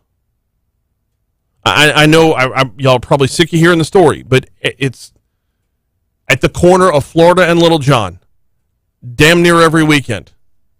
You hear the engines, you hear the gunshots. They're parked up or posted up in a parking lot that is like kind of a dilapidated strip center. And then it's an empty parking lot all day long and then a full parking lot at night. And you just know something's going on. They'll talk about it tonight at the Metro Council meeting. And speaking of the Metro Council, when she said she'd be flying in on one wheel, she wasn't lying. Metro Councilwoman Carolyn Coleman. And I tried not to lie. Yeah, so good morning. Councilwoman Carolyn R. Coleman here in the best spot I think that I could be in. And it sits where? Right here in the District 10. So right? We're right here nestled in your district. Right here. All right, we got a lot to cover here, and I greatly appreciate your hustle this morning. I had the one segment open, and I knew I wanted to get you on, so let's make the most of it. Yes. We're going to go in reverse order. I've been talking with a lot of council members about maps, but we're not starting there. We're going to start with what's literally right here, and that's Beauregard Town. This is something that you've been working on, making Beauregard Town a designated a historic district. What goes into that, and what would it mean for the district? Well, let me make sure that everyone understand where I am with all of this. Back in approximately 2000, may have been 5, I was instrumental in putting it on the National Register. And so that was even before sitting in this council seat. And so that's where we are. Now, lately, what has been the conversation is having Beauregard Town on the prehistoric registry, whatever. It's another step up that has a lot of stipulations to come. It's starting out with maybe a few, but my concern is I listen to the people, and if you'll listen and look around, the majority of the people in Beauregard Town is really not a proponent of this. And let the record reflect, I live in Beauregard Town, and so was told about the good that it would do for me. But this is bigger than me. I have a lot of senior citizens and folk that would not be able to even afford the extra that's going to come along with this. So there's a huge difference between the National Registry and this next level of registry. That is. Yes, it is. This next level of registry is one that can be on and on. You know, today I tell you what kind of windows that you can put in. Tomorrow it may be windows and doors, and you not adding on, and you can't do it to the street, and you can't. It's just a lot of can't do's. And at this point here, folk just trying to live. That's all, just trying to live. So are we pulling this, or are you still moving forward with the opportunity for Beauregard Town, or the proposal that it would move to this other level of historic registry? Is that gone now? It's not gone because they are still they're coming back. Okay, it's coming back. I'm asking you to put on the hat of the other side then. What would be the benefit? Well, the benefit would be to those that can afford the extra. Then it will enhance, so they say, the value of your home. And so that would be one of the benefits. The other benefit, I guess, is just to, you know how folk like to have that name, that connotation, that designation, and all of that. But I'm going to tell you, if you just look up the street here, Garden District, great district, and they're the epitome of really what one of these districts designated about, and they are definitely a group of people that know how to come together, respect each other, look at what is. There's some rules, and everything ought to have rules. Don't misunderstand me. Right. But when the rules really hurt and they have no substance, then there it is. So the other differences between the Garden District and Beauregard Town would be the Garden District is overwhelmingly residential. Beauregard Town has a lot of like cottage law offices, other different associations and the like. I mean, it's nestled in between, in between Government and North Boulevard. So it's basically a subsection of downtown. It's not the 100% residential that we'd see over in the Garden District. That is correct. But let us be mindful that we are talking about a folk in their homes, home ownership. Mm-hmm. And so, and I've said to folk, if you want that kind of exclusion, then, and this is not the majority of the people that really want this, then maybe you need to consider somewhere else, So just let folk live. Yeah. That's all we want to do. That's all the majority of folk. Even some of the businesses, even some of the attorneys are not into being that designation. I wouldn't imagine they would be. I mean, because what do you get out of it just from having your office space be that level of designation? That's it. That's it. Love the feedback. Yes. I was not ready for that level of feedback. Good stuff. Yes. Hey, let's. We've only got 3. We got 4 minutes left. All right. Police pay raises are going to be on the agenda tonight as well. What are we looking at there? Well, I'm a proponent of I pay you, I expect you to work. Bottom line. And so yes, the police will get that. I think it's the 8%. The employees, and as long as the city parish, because this is employees, I've been a proponent of that since I started this race. Mm-hmm. They're making peanuts. Yep. And so as long as those other folk are being considered, and in this, they are, these everyday DPW workers, these folks that are just working their tails off, mm-hmm. Yes, they are as well. Theirs will be a 5%. And the police will be 7 or 8%, but yes, 7%. 7%. They've already gotten 2-3% in recent, within the last year, I believe. So another 7% will be a huge commitment on our part as well. Have you heard any opposition for the 7% raise? I haven't heard anything as of yet. Not mm-hmm. at all. Not at all. And so when we look at you all, the police are out there doing their job in harm's way. We've got to consider all of that. I don't know, some jobs you couldn't have a ceiling on a pay, and that just so happens to be one of those positions there. I would love to give it to somebody else. Never would I want to do it. Absolutely. Last one before we get you out of here, and again, I greatly appreciate your hustle getting down here. Last one before we get you out of here, that's mapping. When it comes to the new districts, your district in particular, is it going to look different after new maps? Because if anything looks like it would be static, it would be downtown. Well, And believe it or not, 10 is, they can't push me farther. I'd be in the river if they move me, over that way there. Yeah, true. So 10 is not one that, we'll have to give a little. You always have to give a little and take a little, but. So the reason I ask is because if 10 has seen any change over the last decade, there's been an increase in residential downtown. So would you be looking at the possibility of geographically shrinking a little bit? Well, I don't think so. I Interesting. don't think so. I don't think 10 will shrink. And then what we must make sure we make folk understand, the census drives this redistricting. Oh, yeah. Redistricting doesn't just jump up overnight. And that's something that we've got to make sure that we, do. And then this increase in the minority voters here is definitely one that's going to make these changes throughout. But I just don't see very much change in not the District 10, and I hope not. Keep my fingers crossed. And this is the last one before I get you out of here, is your level of confidence that we see a map passed tonight. Because I know there's been some discussion about how long you have versus the malfeasance in office talk if you don't get it done by a certain time.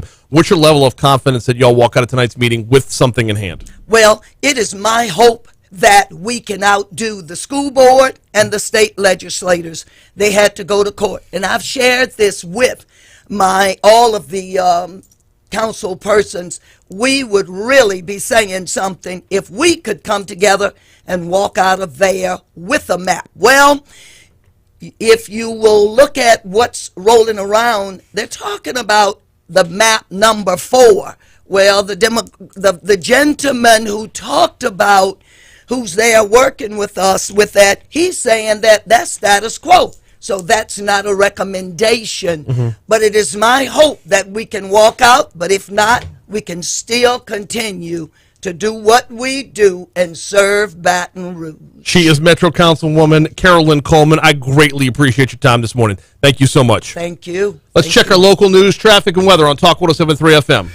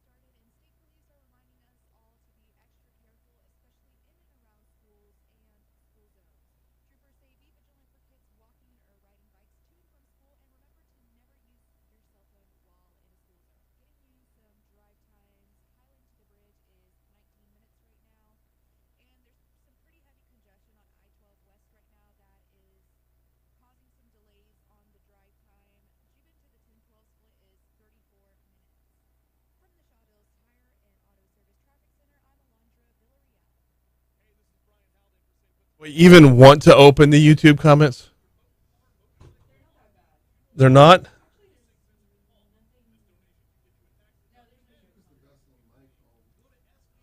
Do what? Oh, I thought I was going to get hell for having you turn the mics off again. To which I would respond, she doesn't need a microphone on. Friggin' enunciates, right?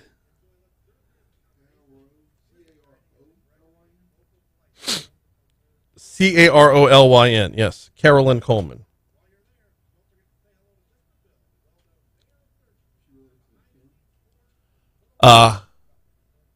Yes. Yes. Coleman.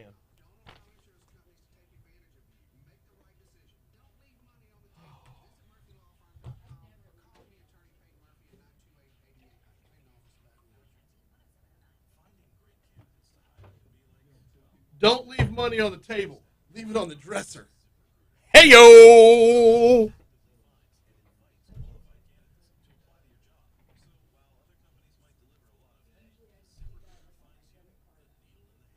Right. Kevin says that's right. Garden District, baby. It's on the historical registry, and it opens up so much. So Beauregard Town, like the financial makeup of Beauregard Town, either can't afford or predominantly doesn't want to move into this because, like she said, it affects the if you want to make an addition onto your house or an improvement to your house, like you have to have a certain. It makes it harder to do that. You don't just have city permits anymore. Right. Mm-hmm. Mm-hmm. Yes. Time for us to grab a look at that forecast. Here is WBRZ meteorologist Marissa Nuzzo.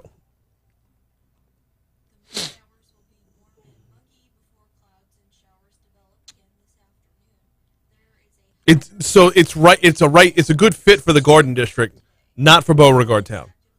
You're talking about they got houses in Beauregard Town that are like 700 square feet. You're telling me the people that live in these houses that are 700 square feet can afford multi-thousand, like tens of thousands of dollars just to put in a new window? No. Yes. That front step is historic. No, it's not. It's just a freaking step. It's concrete that was poured in the 80s. You don't know.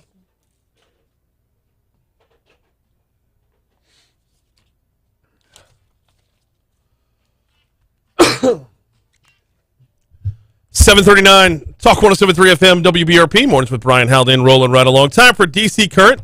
Time to welcome in Congressman Garrett Graves, as we do every Wednesday. Congressman Graves, welcome aboard. How are you, man? Thanks, Brian. I am doing okay this morning. How about you? Doing very well. We've got so many different topics to cover this morning.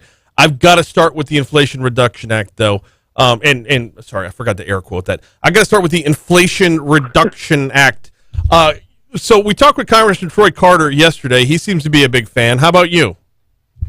I'm not. I want to be really clear on this. Look, the people that are pushing this bill are the same folks that told us all along that inflation wasn't going to happen as a result of their policies, the same people that told us that gasoline prices weren't going to surge, that electricity prices weren't going to become unaffordable, that grocery store prices weren't going to increase. These are the same exact people. These are the same people that told us that they were going to solve these problems. So, look, they created the problems we're facing today as a result of their bad policies early on, spending too much money, stopping new energy production. These are all self-imposed, unforced errors. And so to now all of a sudden have confidence that their legislation that will increase taxes on all Americans, that will increase the cost of American energy, that is suddenly going to solve the problems they've created is just a farce. This is bad legislation. You do not spend hundreds of billions of dollars, and this bill, when you add it all up, will implicate over $700 billion, thousands of pages of text. You don't dump that on people, give them 4 days, and say, yeah, you can either vote yes or no. We filed multiple amendments to this bill. We'll know this afternoon if they're going to allow us to even debate any of them. We have amendments that do things like try and fulfill their commitment. That is, this won't raise taxes on or cost on anyone on any family making $400,000 a year or less. We filed that amendment. I can't wait to see what they're going to do. We even filed one that said this bill can't result in increased cost on families making $80,000 or less a year. And I guarantee you, I'll make a prediction right now, they're going to block both amendments. They're going to prevent us from being able to offer them. And all these are designed to do is fulfill their own commitments. In the meanwhile, you're going to be vilified for hating seniors and not wanting to put a cap on insulin prices or prescription drug prices. You're also going to be vilified as hating the environment because as this thing left the Senate side, it was like to stave off climate change as opposed to reducing inflation. So how do you fight the battle on that front? Look, first of all, I have been very clear of my support for efforts to reduce prescription drug costs. And look, there are a lot of Republicans that haven't, in my mind, been on the right side of this issue. I am 100% on board with stepping in, with addressing this monopoly that the drug companies have, this overcharging that they're doing to Americans where they're charging us 10 times or 50 times the cost of the same exact drug in Europe that often is made at the same laboratory and everything. But first of all, this bill, if we were given an opportunity to just vote on the drug cost component, I would be willing to have a discussion there. Second of all, the way that they've addressed the drug issue in this one is that they've just established a cap on how much Medicare participants will pay, which look, let me be clear, I support reducing drug costs for Medicare recipients, but all this is going to do is it's going to increase cost for drugs for everyone else. You've got to address this issue holistically. By trying to do it piecemeal, it's like squeezing a balloon. It may get tighter in one spot, but it's going to pop out in others. So I guarantee you're going to see increased costs for people that have private insurance or people that have insurance on the exchange. They're going to be paying more for drugs as a result of this. You've got to address the issue holistically, and that is not allowing drug companies to gouge Americans as they've been doing. Secondly, on the environmental issue, this is just a farce. You and I have discussed before that under the Trump administration, emissions actually went down an average of 2.5% a year. Under President Biden, they went up 6.3%. They're going to go up again this year. Their policies are failing on the environmental side. They're failing on affordability, and they're failing on energy security. Look, this does not need to be political. Reducing drug cost, reducing electricity cost, reducing gasoline cost to fuel our car, these are things all Americans support, and you don't need to have a 2,000-page bill spending or implicating $700 billion in order to fix it. Not to mention that little part where anybody making under $200,000, it looks like our taxes are going to go up. Oh, there's no doubt. There's no doubt. In fact, Brian, I think that people, which is why we did this amendment, I think families making $800,000 or $800,000 or excuse me, $80,000 or less will have their taxes go up. We are talking with Congressman Garrett Graves, we call it DC Current. Congressman, we got somebody on our YouTube chat just says one bill, one law would fix this. What's the likelihood that we ever see that? I just don't think that it's likely, and here's the reason: the House and the Senate, you have thousands and thousands of bills. We're probably over 8,000 bills that have been filed in the House this Congress, and you're only going to have a handful of them that are going to actually become law. And so you watch and you see these bills that are moving, and you figure out, okay, what can I put on there to help solve our problems, to help address our issues? And look, I'll give you an example. They did the defense bill the other day, and as you know, we've been trying to fix this duplication of benefits issue for the remaining 20% of people from the 2016 flood that have been stuck. And we put our amendment on that bill because that was a bill that's moving. It's going to get signed into law. And until Congress becomes more functional and is able to get more bills out the door, I think you're going to continue to see what we refer to as Christmas trees, which is where people hang their ornaments on a bill that may not be germane. So it goes back to the functionality of Congress. So I guess the takeaway is, while ugly, it's kind of necessity as well. Well, it's ugly, and I wouldn't call it necessary. The deal is oftentimes it's the only way that you're going to get your bills done. And you know, Brian, we got ranked the fifth most successful office in terms of legislative wins in the House. Mm-hmm. And sometimes you got to go through that ugly process of figuring out what's moving and sticking something on it. But I'll tell you, the solution here is really Congress starting to focus more on what's best for America and not what's best for their political party. We got Congressman Garrett Graves with us for another couple minutes.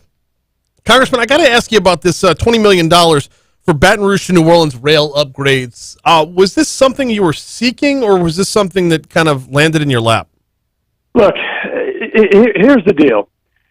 When you let me first say, top priority in our region, without question, is a new bridge, and it's so frustrating that we're continuing to watch this thing slow roll. Even Governor John Bell Edwards said this was going to be a priority in his first campaign back 7 years ago, and all we've done in 7 years is narrow it down to three options. That's ridiculous, and not to mention, Brian, that this is about the seventh analysis that's been done on this thing. This should have been a 6-month evaluation. They should have narrowed it down, and we should be turning dirt right now. Mm-hmm. So very clear. That's top priority. Secondly, if you start looking within the buckets, within a rail bucket, we have a rail line that goes between Baton Rouge and New Orleans right now that's capable of relieving traffic and providing an alternative for people, especially those people that hang out in the French Quarter at night, a safer alternative to get back and forth. And so within that realm, is this a priority? Within that realm, yes, in terms of rail projects. But do I think that every penny should be put on a new bridge and we should be turning dirt right now? Absolutely, and that's our top priority. That's the thing. Whenever these polls come out asking for the viability of a passenger rail between New Orleans and Baton Rouge, nobody ever ranks how highly it would be a priority. It's always been looked at as a want versus not a need. Yeah. Look, what's going to happen when you start looking at traffic models, particularly on the 4 Mile Bridge, kind of before you get to Laplace, and for the Bonacary Spillway, those are going to become huge bottlenecks, and the Bonacary already is. And so thinking longer term and finding alternatives, I think, is something we need to do, to where we're not at a crisis point, and then start thinking about solutions like we were on the bridge. So I do think that thinking about other modes of transportation is something that's important. But let's be clear: getting a new bridge, fixing LA 30, fixing LA 1, those are the top priorities. That's where we need to be dedicating all of our attention and resources at this point, because the federal government often puts money into different buckets. They have a transit program for bus programs. They have a rail program. They have road programs. They have safety programs. I will say, within the rail category, I think that this needs to be one of our priorities. But I'll tell you, I don't like the idea of the buckets. I wish that they just put all the money together and let us decide what our top priorities are. I honestly thought it was just you were tired of seeing Pete Buttigieg cut checks and your name wasn't called. Well, Brian, as you know, when he was before our committee a few weeks ago, I read him the riot act and gave him a really hard time. No, I know. About the fact that Louisiana wasn't getting any of the grants, and perhaps this is their effort to try and fix that, but it's certainly not the highest priority project in Louisiana.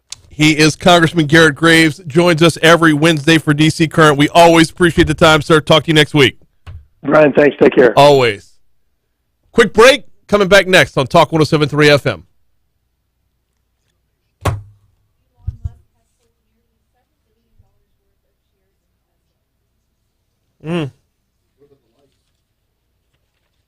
What about what? I didn't hear what you said. Oh, likes and shares. Yeah. Sorry, I didn't follow. Oh. Next time we'll collaborate. Oh. Real good. Jeez. If that's your story. Oh.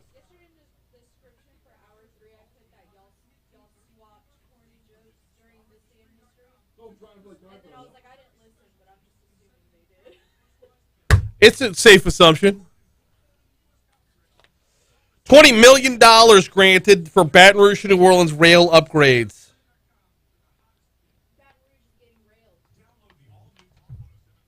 Okay, that train that runs alongside, I've always wondered this, when he's driving to Medford, there's a train that runs, kind of follows you on the spillway. Yeah. Is that a service thing? Is it like a for business and like industry, or is it like a?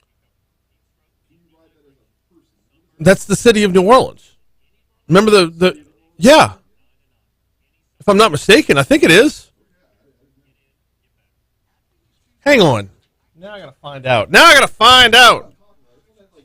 Let me find out.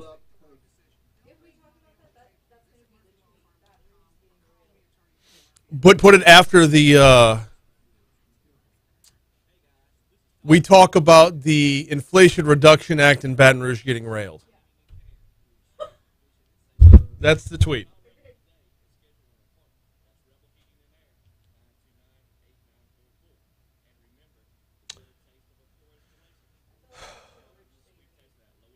Did he?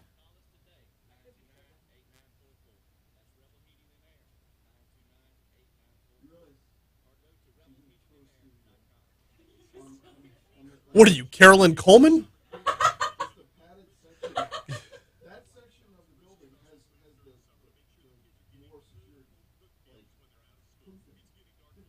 Yeah, that's the thickest door in the building. That is a thick door. Yeah, all you got is a wall there. That door's like made of oak or something. Oh, where are we at? What was I looking up? Oh, City of New Orleans rail line.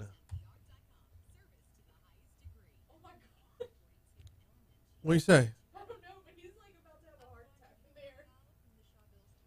Where the map at? There it is. Yeah, that's the city of New Orleans. It goes across the Bonnet-Carré and swings up with I-55 through Hammond, and then I want to say it goes all the way to Chicago. Chicago. It's my Ace Ventura too. Hey now.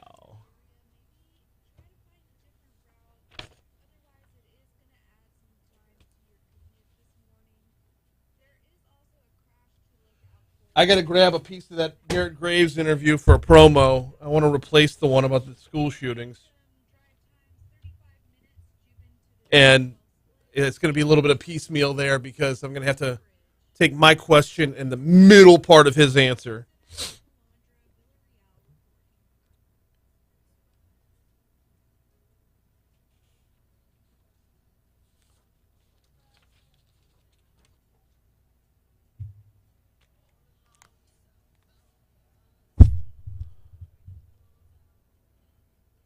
Talk about that rail service between Baton Rouge and New Orleans. So Cade kept bringing us back in with the city of New Orleans. So that one goes across the Bonnet-Carré Spillway and then turns north. That one heads up through Hammond all the way up to Chicago. So that's a very popular train. But there are rail lines that are already laid down there that connect the two of us. Every time there's a poll about it, everybody, enough people say, yeah, I'd use it. But for what and for how often and to what level of priority? And we always come back around to the rub, which is no matter where you're going in New Orleans, what are you going to take the train just to the French Quarter? Okay, fine. So you got a drunk bus. What are you telling all the business people that would use the train? You take the train to the airport? Okay, fine. Now you got more stops along the way. Are you grabbing enough people in Baton Rouge? You're going to make stops in Gonzales or somewhere in Ascension Parish to pick up and drop off more people. And oh, by the way, every time you make a stop, you're adding time. And every time you're adding time, you're now subtracting from the appeal of getting down there.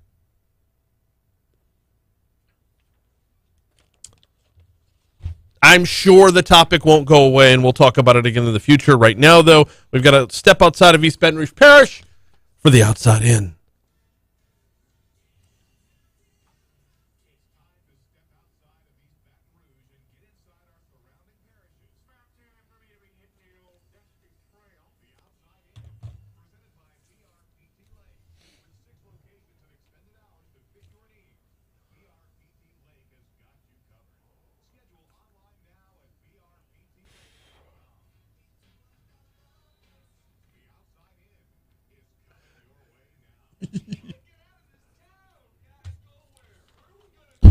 Starting today's wraparound coverage in Ascension Parish. 2 people were hurt in a shooting Monday afternoon when someone jumped out of a car and started firing towards them. According to the Gonzales Police Department, 4 people were walking down Abe Street at around 7:30 p.m. Someone driving a 4-door sedan sped toward them, jumped out of the car, started shooting. Officers said one person hit by bullets was taken to a hospital from the scene. They were treated for serious injuries. Another officer said another was taken by a personal vehicle to an emergency room and was released after treatment. Heading to Iberville Parish, months after a chlorine leak forced residents in part of Iberville to briefly shelter inside their homes, parish leaders now say the plant at the center of the mishap misrepresented how dangerous the leak truly was. A public letter from Mitch Uso stopped short of accusing Olin of lying about the situation at its facility back in April, but called it a serious breach of public trust. A 3-hour stay-at-home order should have been 34, according to parish officials. Next up, St. John the Baptist Parish. A man was arrested after he hit 2 police officers with his car during a chase through a neighborhood with a child in his car. According to the sheriff's office, officers tried to stop 24-year-old Devon Dallin before he sped off through Belterre subdivision Monday afternoon. Belterre is actually in St. Charles Parish. Anyway, reports said officers attempted to deploy stop sticks. Dallin intentionally ran his car into 2 officers and their units. Dallin left the area and got on I-10 where he slammed into another car and then hit a concrete guardrail. Officers said Dallin jumped from the interstate into a marshy area.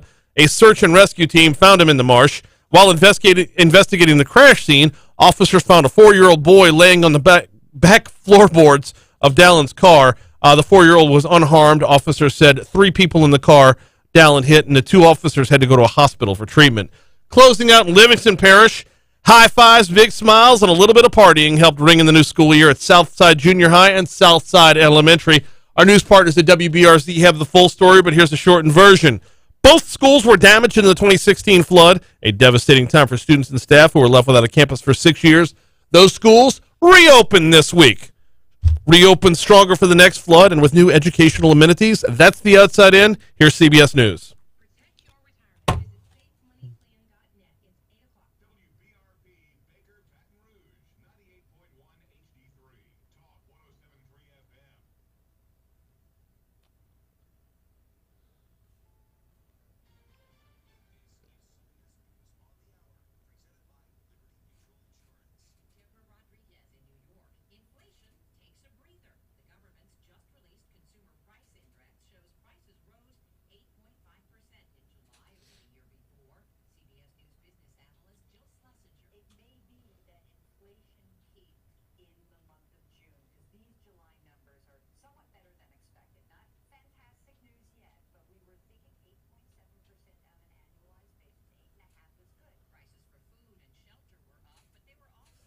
Can you grab that soundbite out of Sterlitz real quick? The one from that woman just now talking about inflation may have peaked already.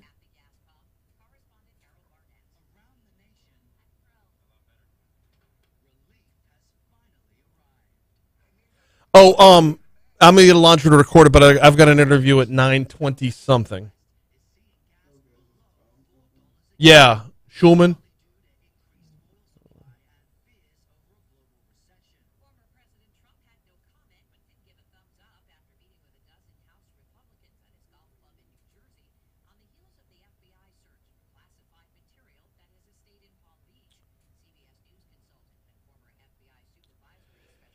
Oh, Oh, okay. Are we gonna do a dad joke Wednesday? Is that gonna be a thing? Let's make that a thing. I love it. Dad joke Wednesday on the YouTube stream. I'm down.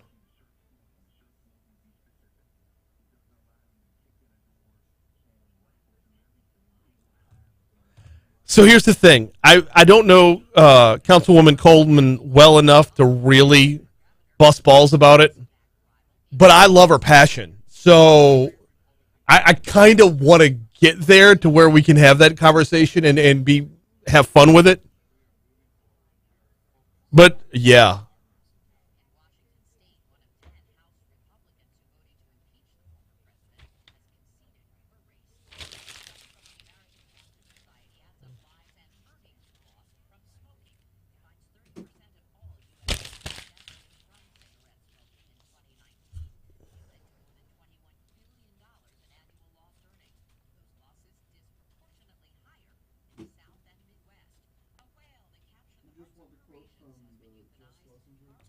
Yes, please.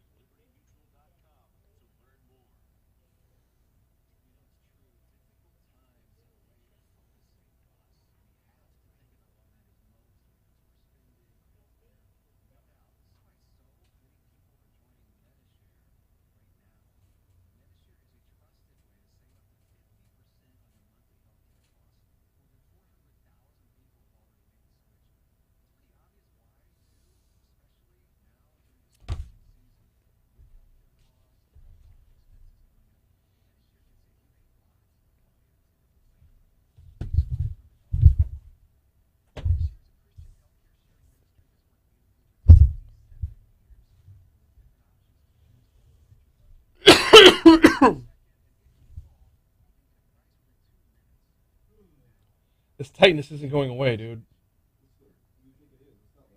I don't know, but it's starting to hurt more.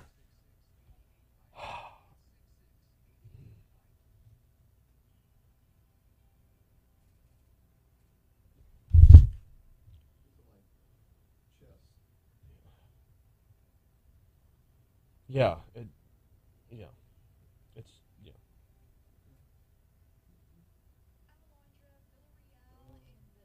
It's all good. It'll be fine. It'll pass. I just don't need it to turn into more coughing spells like it did earlier. What was I looking up?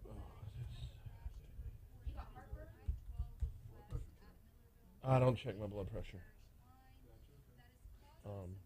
No, it's always high.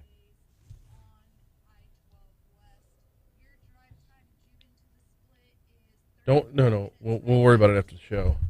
I'm probably just gonna go lay down for a minute after the show. Well, no, I'm gonna do a reel for InstaFace. Yes. Yeah.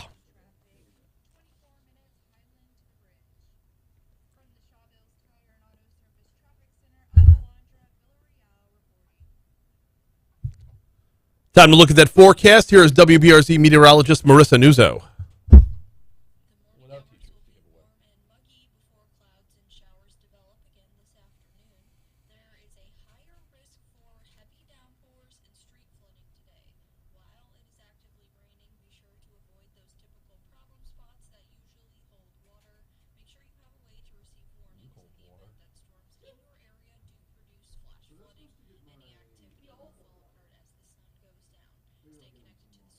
What?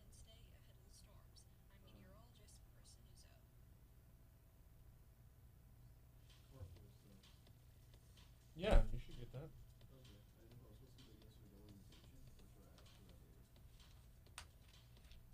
Well, you're going through carpool. You need your carpool stickers, man. Yeah. But they didn't give that out. So I didn't know if that was like someone I have to go ask for. They're just going to get. I'll find out. Also got an email from Chip Clark. Thank you this morning. It's my dude. It's my dog.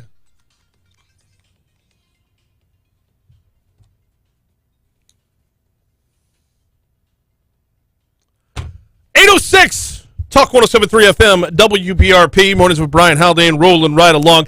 Hour 3 coming your way right now. A busy hour this hour. We're going to talk guns in our next segment. Tom Gresham, host of Gun Talk, which you can hear right here on Talk 107.3 FM from 1 to 4 every Sunday. Tom's going to join us in our next segment. Also, Dr. Ed Benoit is going to join us to talk about presidential records. Dr. Benoit is over there at LSU. We've had him on to talk about making sure all your family's records are safe throughout storm season. This would fall in line with needing to protect that which needs to be protected. We'll talk with Dr. Ed Benoit later on this hour. Hey, we're going to get you to this day in history in just a second, but there's no way I don't let this get glossed over.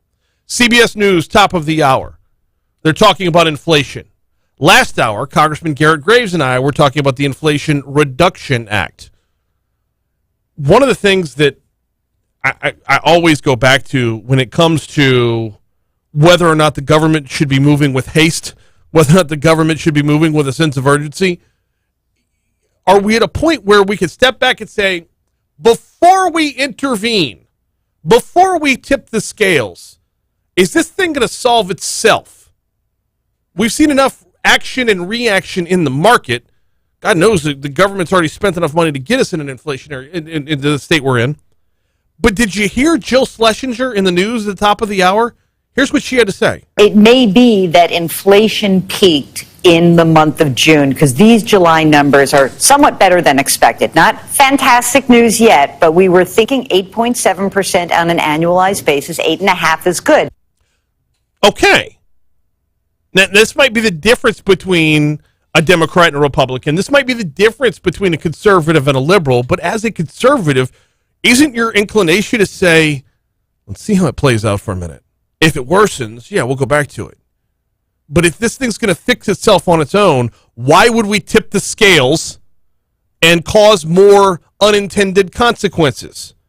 Just like the current inflation, current recession, current great resignation are all unintended consequences of all the COVID spending. You don't spend your way out of a problem when you spent your way into a problem. Take a minute. Anyway, we'll let that just simmer for a minute. Right now, it's time for this day in history.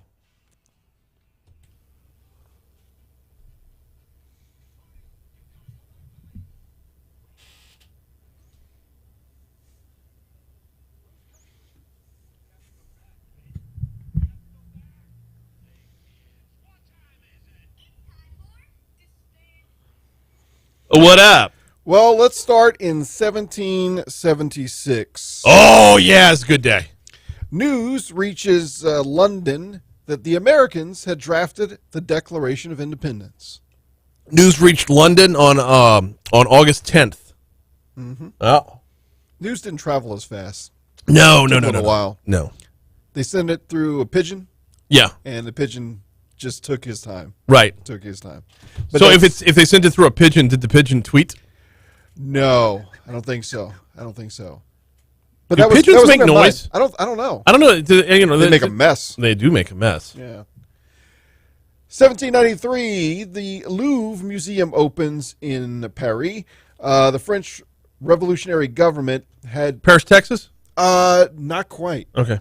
But they do have a Eiffel Tower representation over there. There you go. It had spent more than 2 centuries previously as a royal palace, became a museum 1793. 1846, after a decade of debate about how to spend, money that was left to America from an obscure English scientist, President James K. Polk, signs the Smithsonian Institute Act into law August 10th, 1846. The funds were bequeathed to Congress via English scientist James Smithson. Smithson. So that's how it became the Smithsonian Institute. So we have a Smithsonian Institute thanks to someone not necessarily American. Correct. Right? Yeah. Cool. 1937, the first ever electric guitar was patent was awarded to Electro String Corporation. I found this interesting. So inventor G.D. Beauchamp was partnered with Adolf Rickenbacker in the Electric String Rickenbacker Corporation. Right. I didn't know. I mean, I guess it goes to reason. The guitar, the Rickenbacker guitar, maybe. Uh-huh. Yeah, correlation there. Go figure. I'm sure many people who play guitar knew that before I did, but all good. 1977, the Son of Sam killer is arrested. Yeah, right? Berkowitz!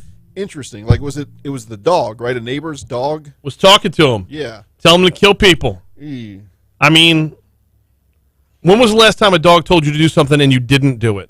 You remember the Seinfeld episode? I don't know why this always brings me back. Yeah. I knew it wasn't Berkowitz! He was living in a van. Yeah. It was supposed to be the Summer of George.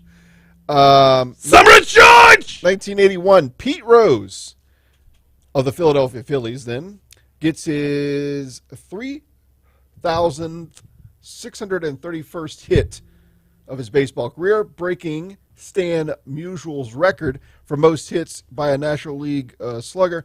The record-breaking hit came in a game against the St. Louis Cardinals, the team that Stan Musial played for. Right.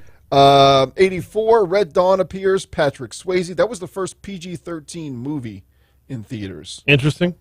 Celebrity birthdays, Kylie Jenner is 24. Ja Morant is 22. Antonio Banderas is 61. How do you say? Jake Stone, and I had to look this up, he's Jake from State Farm. He is actually a real-life, or was a real-life State Farm agent. He's 36. He auditioned for Jake from State Farm was a real State Farm agent? Yeah. What are you wearing, Jake from State Farm? I believe the quarterback, Jake Fromm, used the Twitter handle Jake from State Farm. Yes. I thought that was a cool handle. Yes. Andre Drummond, NBA player, 28. Actress Angie Harmon is 49. Comedian Ricky Smiley is 53. Heck, I had a couple of... we'd shout out Ricky Smiley, but hopefully he's listening to his own show right now. That is correct. I had one significant... Well, maybe it was another... Hang on, there's more. Okay. I had a celebrity who is no longer with us in Jimmy Dean. Like the sausage guy? Yeah. Or like James Dean, the rebel without a cause? The sausage guy. Sausage guy. Yeah. All right. Former Knicks guard John Starks, former Indians and Tigers outfielder Rocky Colavito, former heavyweight boxing champion Riddick Bowe. Yeah. Vikings running back and fantasy monster Dalvin Cook, and former President Herbert Hoover. That's who I had. Yeah, Herbert Hoover. National Lazy. Wait! I got one more. It's not a death for today, but it was. So on this day in 1981, the murder of John Walsh. Right. John Walsh's son. We had covered that the murderer was found today. Oh, the murderer was? Yeah. Ah. Yeah. So, what national days? Lazy, shapewear, s'mores, which I guess that goes to weather. Maybe, I don't know. S'mores? Yeah, s'mores. Agent Orange, National Agent Orange Day. Agent Orange needs a day? I guess it's in recognition of those... Look, I didn't even look. It just appeared. Yeah. National Connecticut Day as well. So... Whatever. There you go. Shout out Bristol. That is this day in history. We're going to take a quick break. When we come back, Tom Gresham, host of Gun Talk, joins us next. Do you have his number? Right?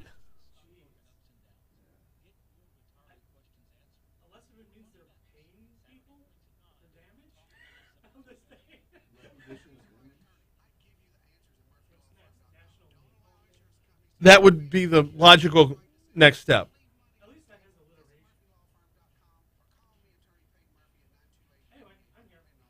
Welcome back.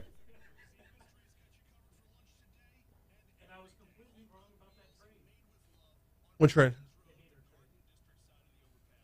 Wait, refresh. Oh. Dude.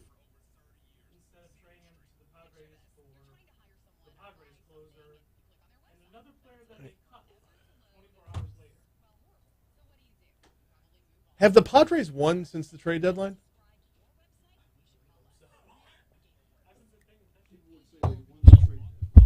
Yeah, but if you lose every game after that, then what have you really done? Let's see. frustrated hater will look on all of the Brewers' faces that next game. Yeah. They went on a weak slide where they lost to the Pirates and the Reds. Oh, I love playing the Reds.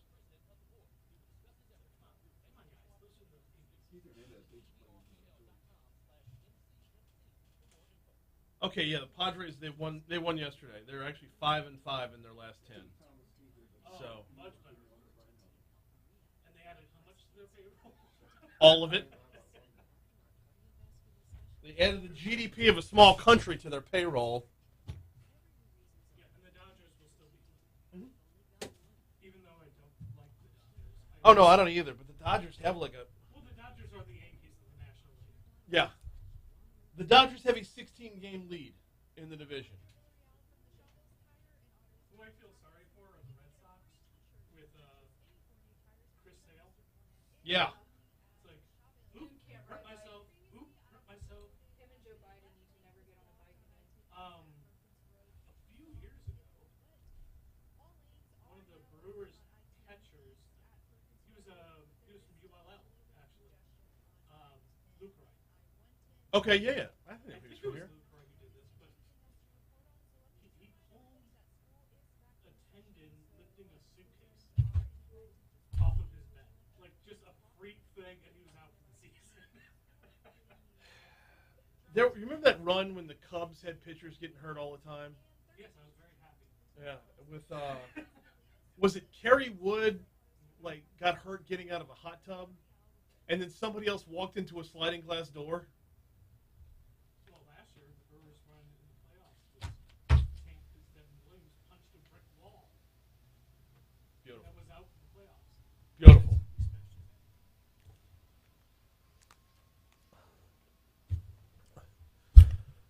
818 Talk 107.3 FM WBRP mornings with Brian Haldane rolling right along. It's been a minute since we caught up with the host of Gun Talk, Tom Gresham, but the headlines are stacking up, so let's bring him in right now. Tom, welcome back, man. How you been? I am good, Brian. How are you? Doing all right. So I've been meaning to get you on the phone for a little bit now, as the House has now actually passed and sent to the Senate an assault-style weapons ban, and wanted to get you to unpack this for us a little bit. Well, it's interesting. Once again, every time they want to do some sort of gun ban, they, of course, hide a lot of stuff in it. This was passed by the House of Representatives. Mm-hmm. The idea is it probably will not go anywhere in the Senate. But for people to understand this is not just AR-15s. This is your Glock pistol, which will be banned. This is every magazine for your Glock pistol, which will be banned. Every magazine that will hold more than 10 rounds, which is a standard capacity magazine, will be banned under this. If you have a shotgun that will hold more than 5 rounds, that will be banned as well, as many of them can. So there's a whole bunch of stuff in here, and this would ban tens of millions, if not hundreds of millions, of guns in America. Of course, they don't want to say that because they want people to think that this is just some kind of ban on scary-looking guns. Mm-hmm. It is both nonsense, and the interesting part, Brian, is that it's clearly unconstitutional under the Supreme Court's ruling in the Bruin case, which came out a month ago. Let's pick up right there then. With that in mind, what would they be able to get through that would be able to function with the Constitution or in concert with the Constitution? Well, no gun bans at all, because the Supreme Court has said you cannot ban guns that are in common use, common legal use, and certainly semi-automatic rifles have been popular for 100 years and more now. And so it is unconstitutional, and it will be reversed if it ever goes to the Supreme Court. They know this. They're just doing the stand-up, look at me, we're going to use this for the midterm campaign. So you move it from the House to the Senate, and yeah, every congressman is on the clock for every 2 years. On the Senate, it's a little more thought out, as it's every 6 years. So it moves over to the Senate. What kind of numbers are we looking at on the Senate side? Because I don't think anybody would be wrong if they were worried if this thing gets close to 50-50. You know how it would end if it ends in a tie. They have to get 60 for this one. They cannot do the 50-50 because this does not fall under reconciliation. So there's no chance of them getting to 60. Okay. How close would they be able to get? Just guessing. Well, they'll probably get 48 or 49 Democrats. Mm-hmm. But it all depends because, there are some Democrats out there who are going to say, do not make me vote for this because this will hurt me in the midterms. Do not, because you got a third of the senators who are having to run for re-election with this election coming up. And so a lot of them are saying, don't make me vote for this. Do not make me take a stand on this because we know as much as we want to claim that people want more gun bans, it's idiotic to think that. People don't want that. People don't want their guns taken away from them. And so they're just thinking, man, you're going to put me on the spot. So we'll see, but I don't think this thing goes anywhere. I would tend to agree with you, although lately, who knows? One part of this that gets overlooked every single time, whenever there's a quote-unquote mass shooting, one part that gets overlooked is that the mass shooting in and of itself was illegal to begin with. Where are we right now with the voice of the law-abiding citizen? Well, that's a great question because here's what we got. First of all, let's talk about mass shootings. The gun ban lobby has created a phony website called the Gun Violence Archive, and they have redefined what a mass shooting is. If you use the FBI's criteria, there are about 20 mass shootings a year. 20. Mm-hmm. According to the Gun Violence Archive, we've already had like 400 this year, which shows you how they've redefined it. And then the media picks that up and parrots it. So they're trying to frighten the public into doing things. Right, here's an interesting stat straight from the FBI, and people will be shocked at this. Twice as many people in America are murdered with fists and feet than they are with AR-15s. Please say that one more time. There are twice as many people in America each year who are murdered with fists and feet than they are with all rifles, and AR-15s are a subset of rifles. So in terms of what is the actual impact, it is insignificant. This is just part of the more than 50-year pattern of let's pick something in guns that we can ban. We know we can't ban them all at once, but, way back it was Saturday night specials. Then it was guns that are too big, guns that are too small, guns that shoot too fast, guns that are ugly. They just pick out anything they can and come up with a goofy name for it. Assault weapon, jump gun, sniper gun, Saturday night special, frighten the public and say, we got to do something about this. And in this case, more people literally are killed with fists and feet than they are with these guns. Hey, see, the raw numbers ought to shock folks. And if we could stick with those raw numbers, I want to go back to that Gun Violence Archive because this is something that I've gone off on in the past. If the anti-gun crowd wants to get anywhere, why are they muddying the waters by confusing drug deals with mass shootings? Like we had an incident not too long ago in Baton Rouge. By the way, according to that Gun Violence Archive, there's been over 60 mass shootings in Louisiana this year. Right. We had one at the Mall of Louisiana where 4 people got shot. All 4 people that were shot in a drive-by in the middle of the day, all 4 people that were shot were the intended targets, as this was just, as they call it, beefing, going wrong. And that is going to be classified under that registry, under that archive. That's going to be classified the exact same way that Uvalde is. Like, I for the life of me, Tom, I can't understand. And it's not like I want to give them help in their argument, but at the same time, though, I feel like I'm taking crazy pills. Well, you have to understand, their goal is to ban every gun owned in America, including from the police. When you really push them, as I have on Gun Talk Radio, I actually got them to admit, well, the goal is to get rid of all the guns, and once we do that, the police won't need theirs either. I mean, it's just like, oh, my God, they're crazy. And they are crazy. But if you start with that premise, then you realize that including gang shootings and the number of so-called mass shootings just inflates it, and then it allows them to frighten the public. And if you can frighten people, you can motivate them, you can move them, you can get them to do things.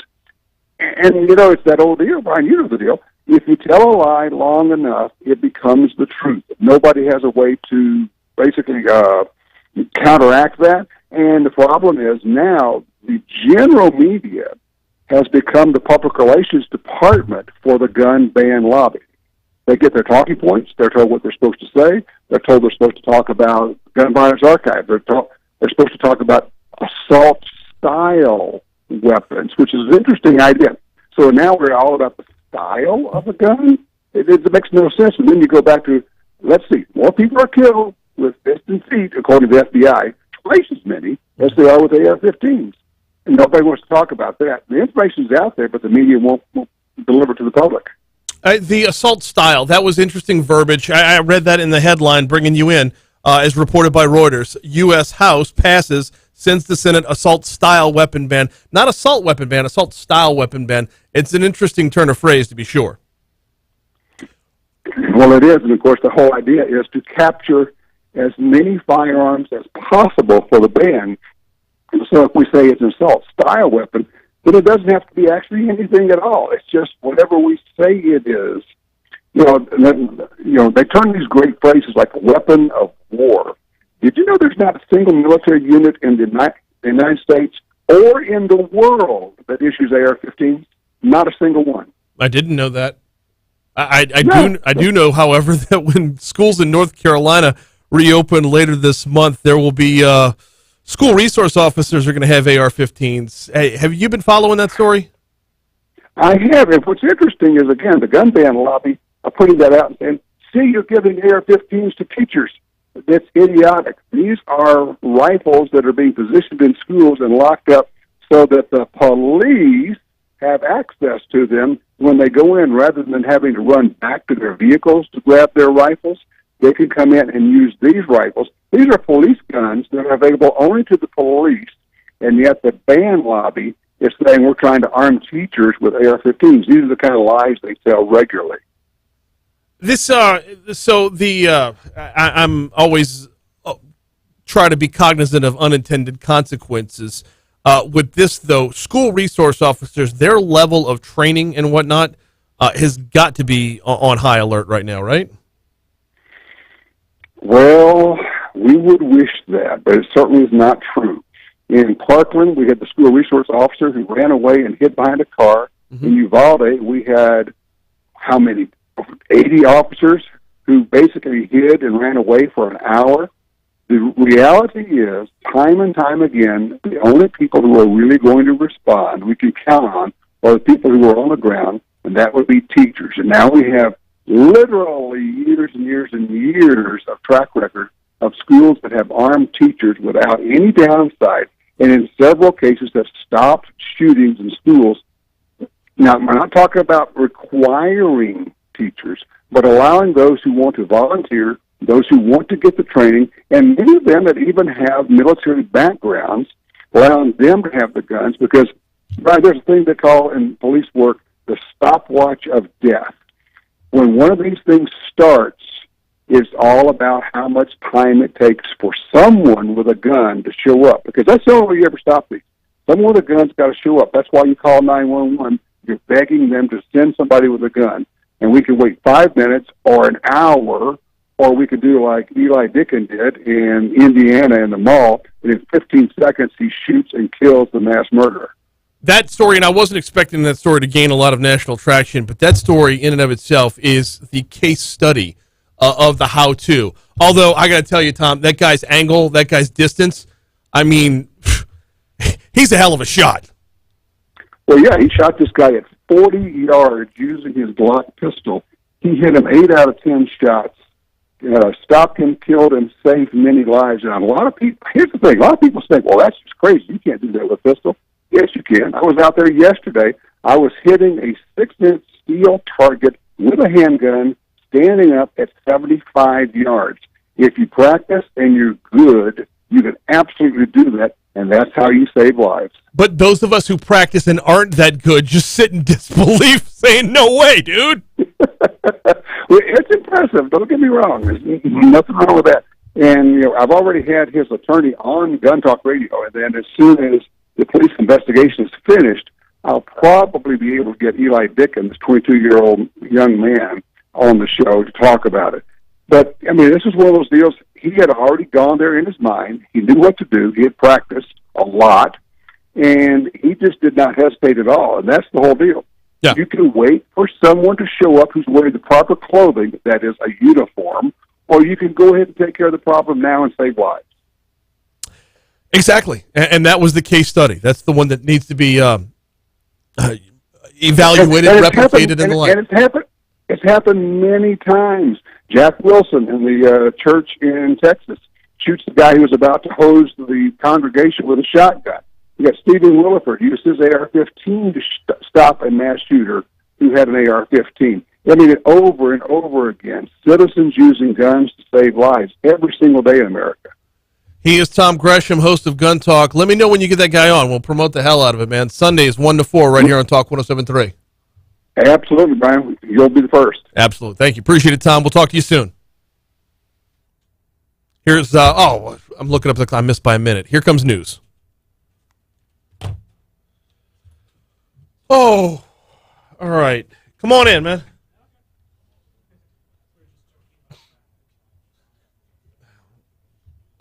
So, and it's amazing. The Padres, I didn't realize how far back they are. 16. 16 games, and they're not even in, I think they're third place in the wild card. So why were they going after Soto and everybody else? Like, isn't it ever... So, honestly, I kind of like it because if you can make a push for the wild card, you're making late baseball relevant, right? What we see year in and year out, and this is one of the reasons why the popularity of MLB has dropped, is that 162 games and a good 40 of them don't matter. So... Now, the AL Central, that's the pennant race. Everybody, all but I think one team is within 5 games. So it would be... And the NL Central, it's the Cardinals and the Brewers. Right. So at least almost every division has 2 teams. AL East, the Yankees have like a 10-game lead. Oh, they suck lately. They have not come out of the All-Star break strong. Now, here's the surprising thing. The Nats are the worst in baseball. I didn't realize they were that bad. Yeah. I mean, it explains why Soto's things, but no. Yeah. Well, I got a friend who's a huge Nats fan. I'm like, first of all, how? I was about to say, how are you a huge Nats fan? Worked in D.C. for a good chunk. Well, you now? Nobody? I mean, you could ask me that question about how am I a Brewers fan. It's been, well, our only World Series appearance was 1982. I've never been a fan of that since he was. Come on, Kane. You missed the Expos. Can we bring back the Expos? I'd like to bring back the Expos. Baseball was It took me better. at least 15 years to realize what the logo was. But it was an M. That logo was an M? Yeah, it was just it was a tri-colored M in the French flag colors. Well, I recognize the But French I always flag looked colors. at it looked like ELB. That's what it always looked like. Yeah. And do you know the story about the Brewers logo, the ball and glove? Yes. It was designed by a kid. And I didn't know that. I knew it was the MB with the ball with the But there was a call for open submission call for new logos, and a kid That's awesome. drew it and submitted it. That is so great. And it's probably one of the more recognizable logos. Oh, very much so. And That's not should just never, a- ever, ever go away. I'm glad they brought it back.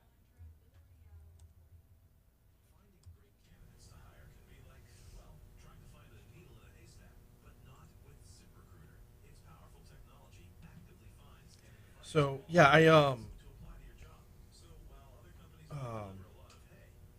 I'm a Mets fan, and Well, they're doing good this year. There is that slight chance for a Subway Series. I don't think it's going to happen. Why not? You don't think the Mets get past the Dodgers? I think the Yankees will screw it up somehow. A Jimmy John series. He's trying. I mean, it looks like the AL is going to come down to the Yankees and the Astros. Mhm. And somebody tried to tell me the other day the Astros were never in the National League. It's not true. No, they were in the National League until, what, 2010? Okay. No, 2013. Because I was real excited when I got the job here because I could just go to Houston to see the Brewers, and then they moved. Or they... Yep. Sorry. No. We get off topic. It's all good. Yeah, I know that guy. We are looking at your forecast for today. We are looking at another chance of rain, to be sure. Today's chance of rain looking like it's going to be at about 70%. Yeah, it's the afternoon hours are going to be spotty, to say the least. At 2 o'clock and 3 o'clock, it's looking like a 40 to 50% chance of rain that really ramps up during afternoon drive on into this evening. Now, the rain is going to scale back as we move into the nighttime hours, but it will be with us for a good little bit. Today's high is supposed to get up to 86. Overnight low tonight down to 73. We top out at 86 again tomorrow with another 70% chance of rain. 87 on Friday with another 70% chance of rain. 88 on Saturday and Sunday. We got to get all the way through next week before it looks like any of these chances of rain start to really dissipate. In the meanwhile, we're at 81 degrees in downtown Baton Rouge. Humidity still checking in at 86%.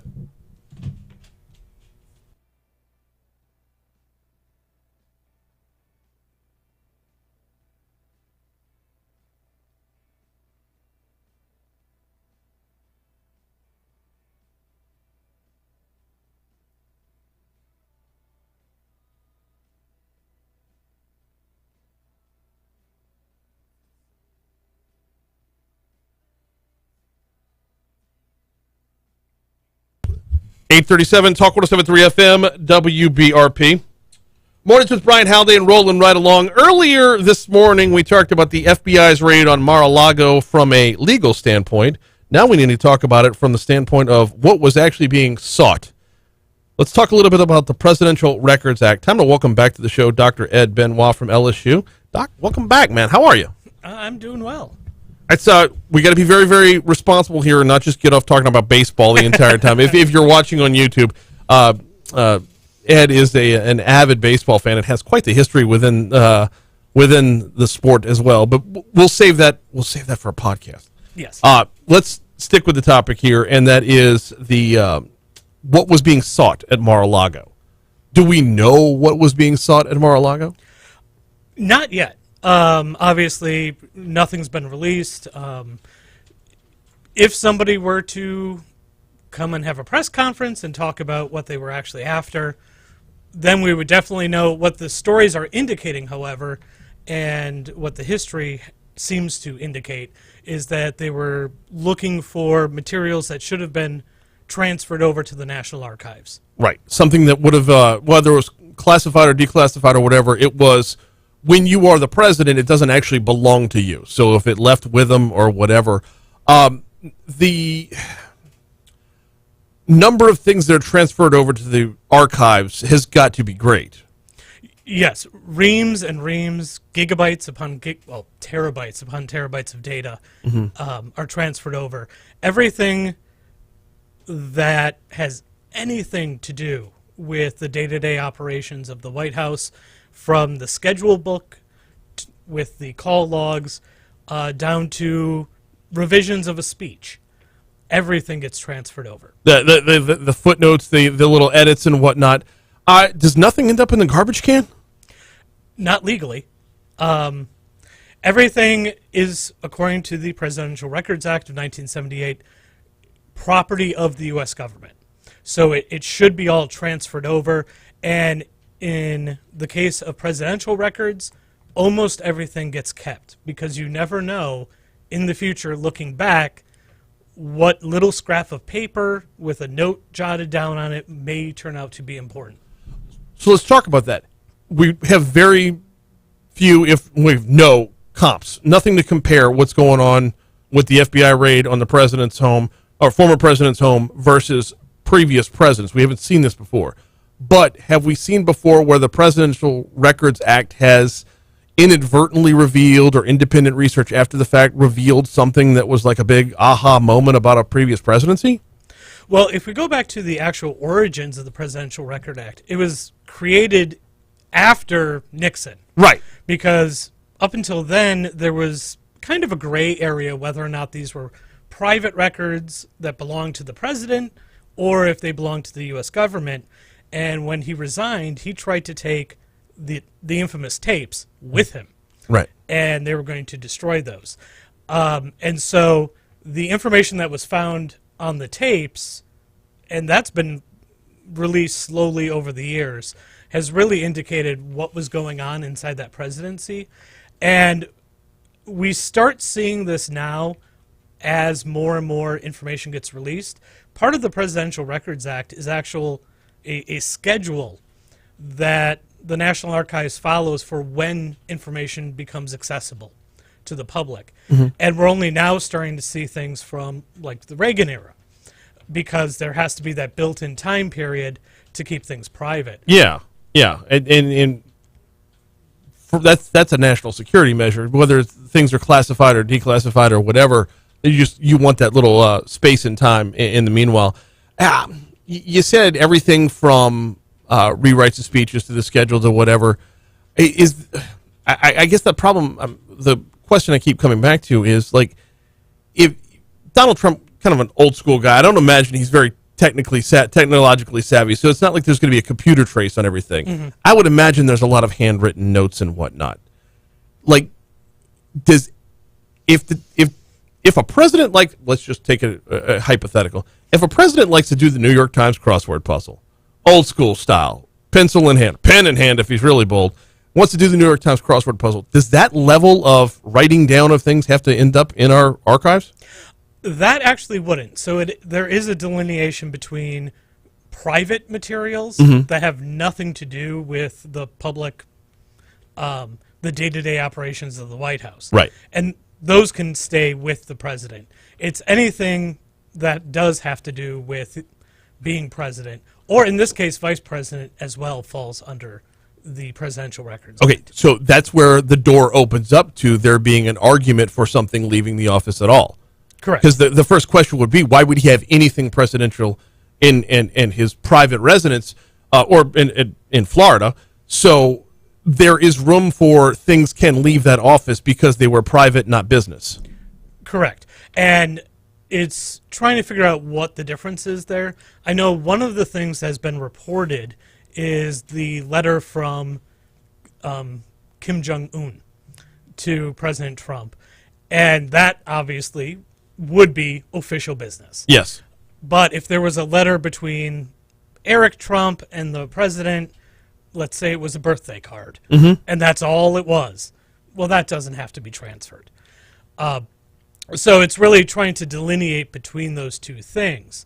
And in this case, it seems, if the reporting is accurate, that there were a lot more material that went with the president to Mar-A-Lago than should have.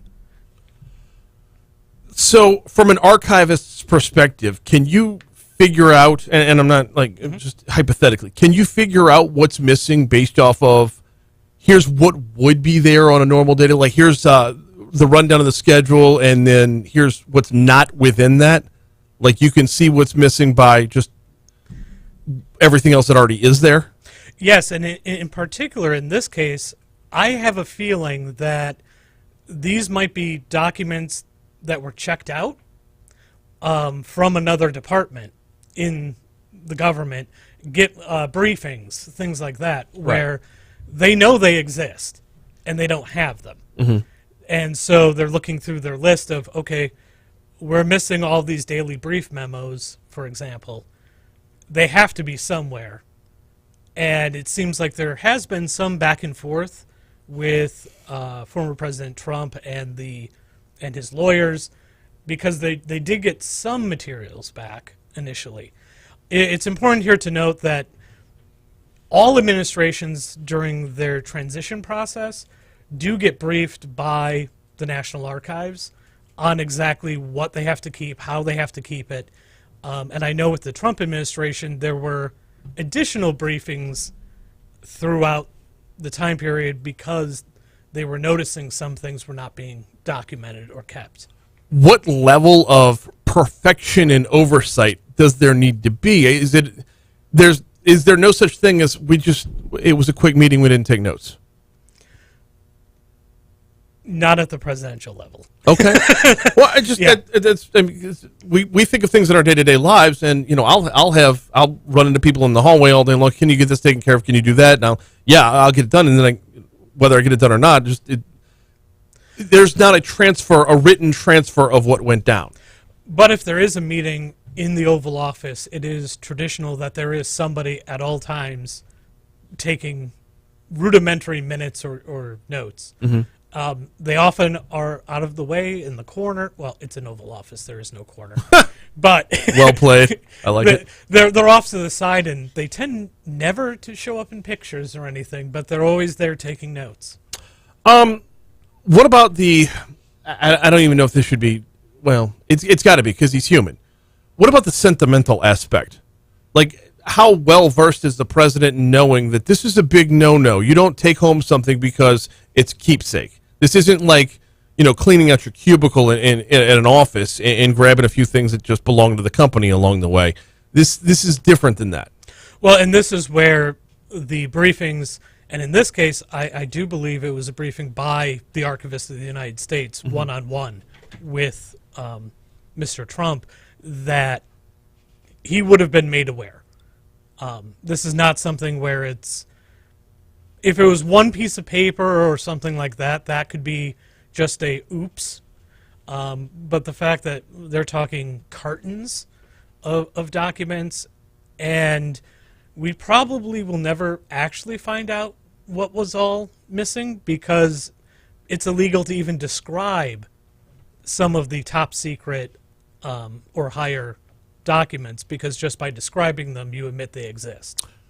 Does what happens to the former president kind of tell us what was actually there? Yes. If there's ever any legal procedures, it'll definitely be indicated. It may just use broader language. So what level of punishments would we be looking at just for this? This unfortunately falls into the archives world of it depends. Okay. It really does. No, that's a fair answer. Yeah. The Presidential Records Act itself doesn't contain punitive measures. It's other legal, other laws that really contain that, such as laws dealing with handling of classified materials. And then you start getting into a lot of muddy water and serious issues, and that I will leave to a legal expert. All good. So this whole thing was created, the Presidential Records Act was created after Watergate, after Nixon. Have we seen any other presidents that have run afoul of it? So not to this extent. Almost, and I have to be fair here, almost every president, when they transition out of their presidency, at some point gets told, hey, we're missing one or two documents. And then they turn them over. It's really, we haven't seen it with classified material, and we haven't seen it in this volume.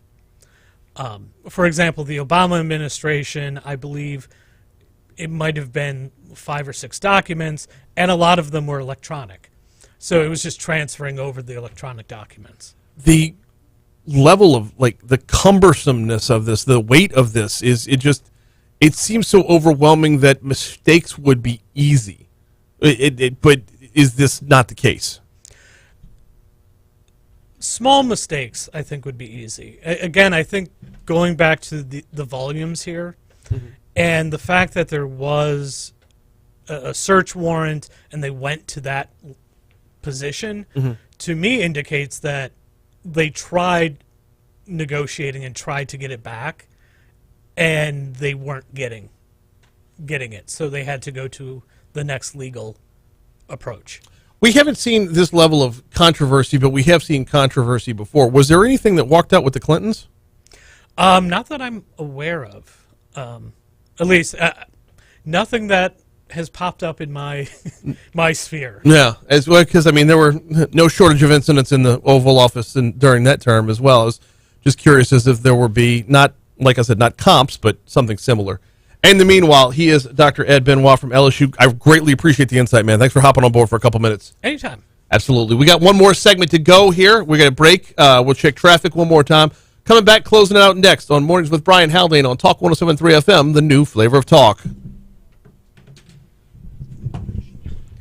Yeah. The Clinton thing, I held on till the end because I knew there's not a lot that's definitive from it. But there was all kinds of controversy about like what went on in the Oval Office with Lewinsky and whatnot. And that's actually, that is one of those things that historians are waiting for when that all gets released. Yeah. And given access, because then you will actually see documentation of any cover-up attempts, how that was done.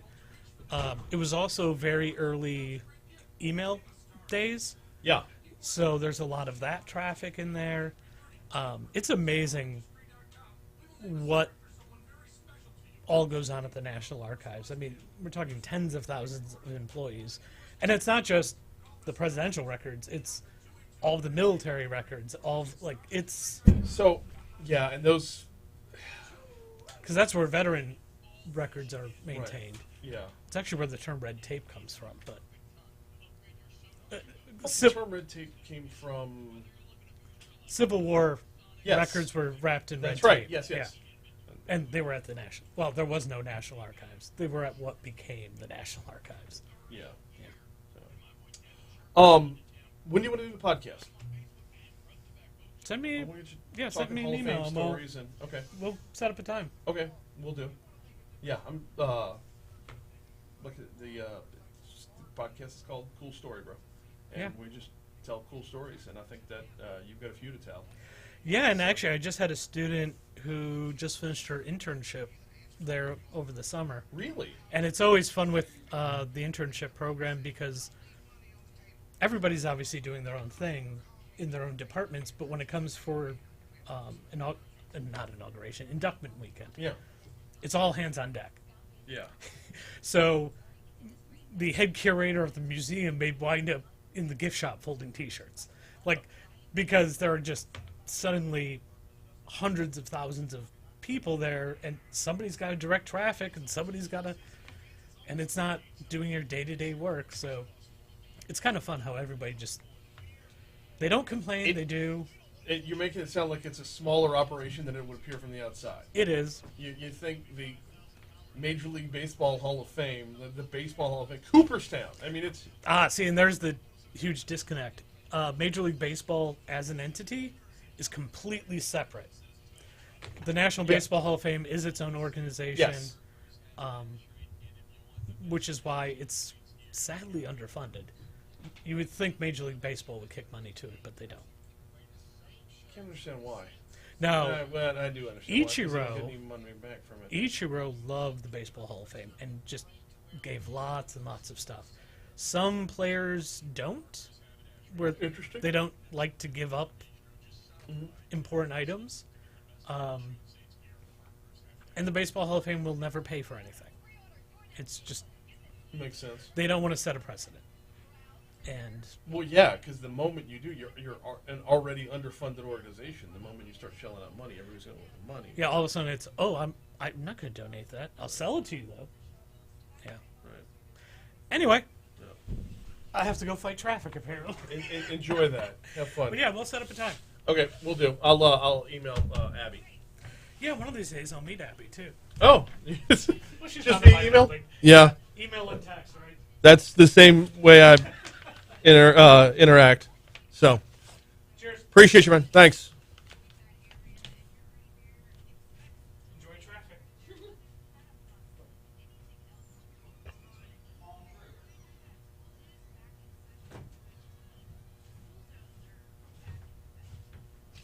Enjoy the Tom Gresham.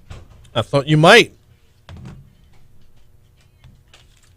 Like how you admitted to him that you wouldn't have taken the shot. He chuckled. Look, that's be humble. Like I'm not. I ain't gonna hit this dude. Yeah. Taking the shot for what? The mall. Oh, if I was in the mall and I had a gun on me and somebody was shooting in the mall? Yeah. Yeah, I think I would have. It's me or them, you know what I mean? 8:55 Talk 107.3 FM. One segment to go here on Mornings with Brian Haldane before we get out for the day. Look at tomorrow's show already. We'll have Patty G Patrick Grimion, host of the Patty G Show. He'll be in. I believe iCare will be in for our Crime Stopper segment. I believe Hunter Green, who's running for the 19th JDC, is slated for tomorrow as well. Going to have a lot to do on tomorrow's show. Before we get out of here, I wanted to revisit a topic from earlier in the day today, and that was what's going to go down at the Metro Council meeting tonight when it comes to the drag racing, when it comes to the stunt driving. Kate, do you still have that soundbite from the chief? Yesterday, Police Chief Murphy Paul was on with us, and he said that Rowdy Goday is bringing forth a measure tonight that the Metro Council will discuss that the Metro Council will discuss and hopefully vote on that can help advance putting an end to the stunt driving, drag racing, overall criminal activity that's on our streets as a result of said stunt driving and drag racing. Here's what the chief had to say is going to be in front of the Metro Council tonight. We actually have an ordinance that's going to be on the books tomorrow before the city council, thanks to the leadership of our Councilman Rowdy Goday, who's increasing the fines for those that are involved in drag racing, suspending their driver's license, arrest up to 90 days, taking away their inability to drive, because we're seeing that the fines itself isn't working. Raising those fines, we think, will help, but also making it illegal for those who are organizing these events using social media. And there you go. Organizing the events using social media. Yeah, I don't think increased fines are going to do anything. Yes, I think locking up their cars will do something for sure. But if you can get to the people who are organizing these things to begin with, someone else is going to step in and organize the next one. But the more times you can punish the organizer, the fewer times you're going to have somebody want to step up and be said organizer. And we'll lose a little bit of traction. But make no mistake about it, the biggest point within there is making sure you take away the tools that they use to do these things. We talked with Tom Gresham, host of Gun Talk, earlier in the show. And, he talked about, every time we see a school shooting, we see another push, and a failed push to vilify the tool. Why don't we vilify the tool here as well? If that's what is pitched to be effective on that front, why wouldn't it be effective on this front?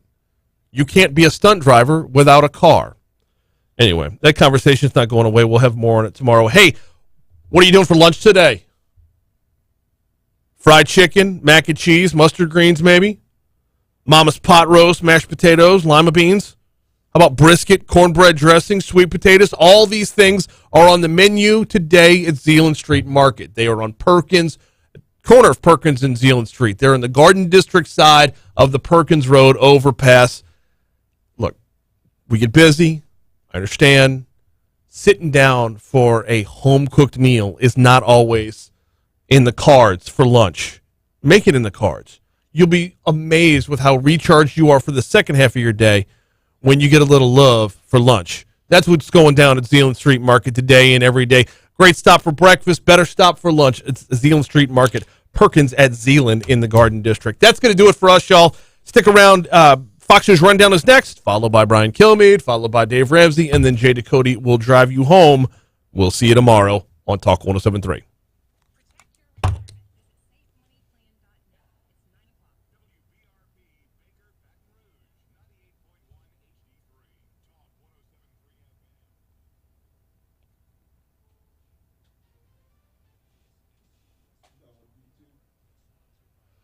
Yeah, YouTube, I got to skedaddle for the day. Thank you all so much for playing along. As always, please, hey, share this back. Let your friends in on this little secret we got going here. I would love to spread the conversation and have some fun. And, of course, if you haven't already subscribed, smash the subscribe button. No, hit subscribe for me, please. We'd greatly appreciate it, and we will see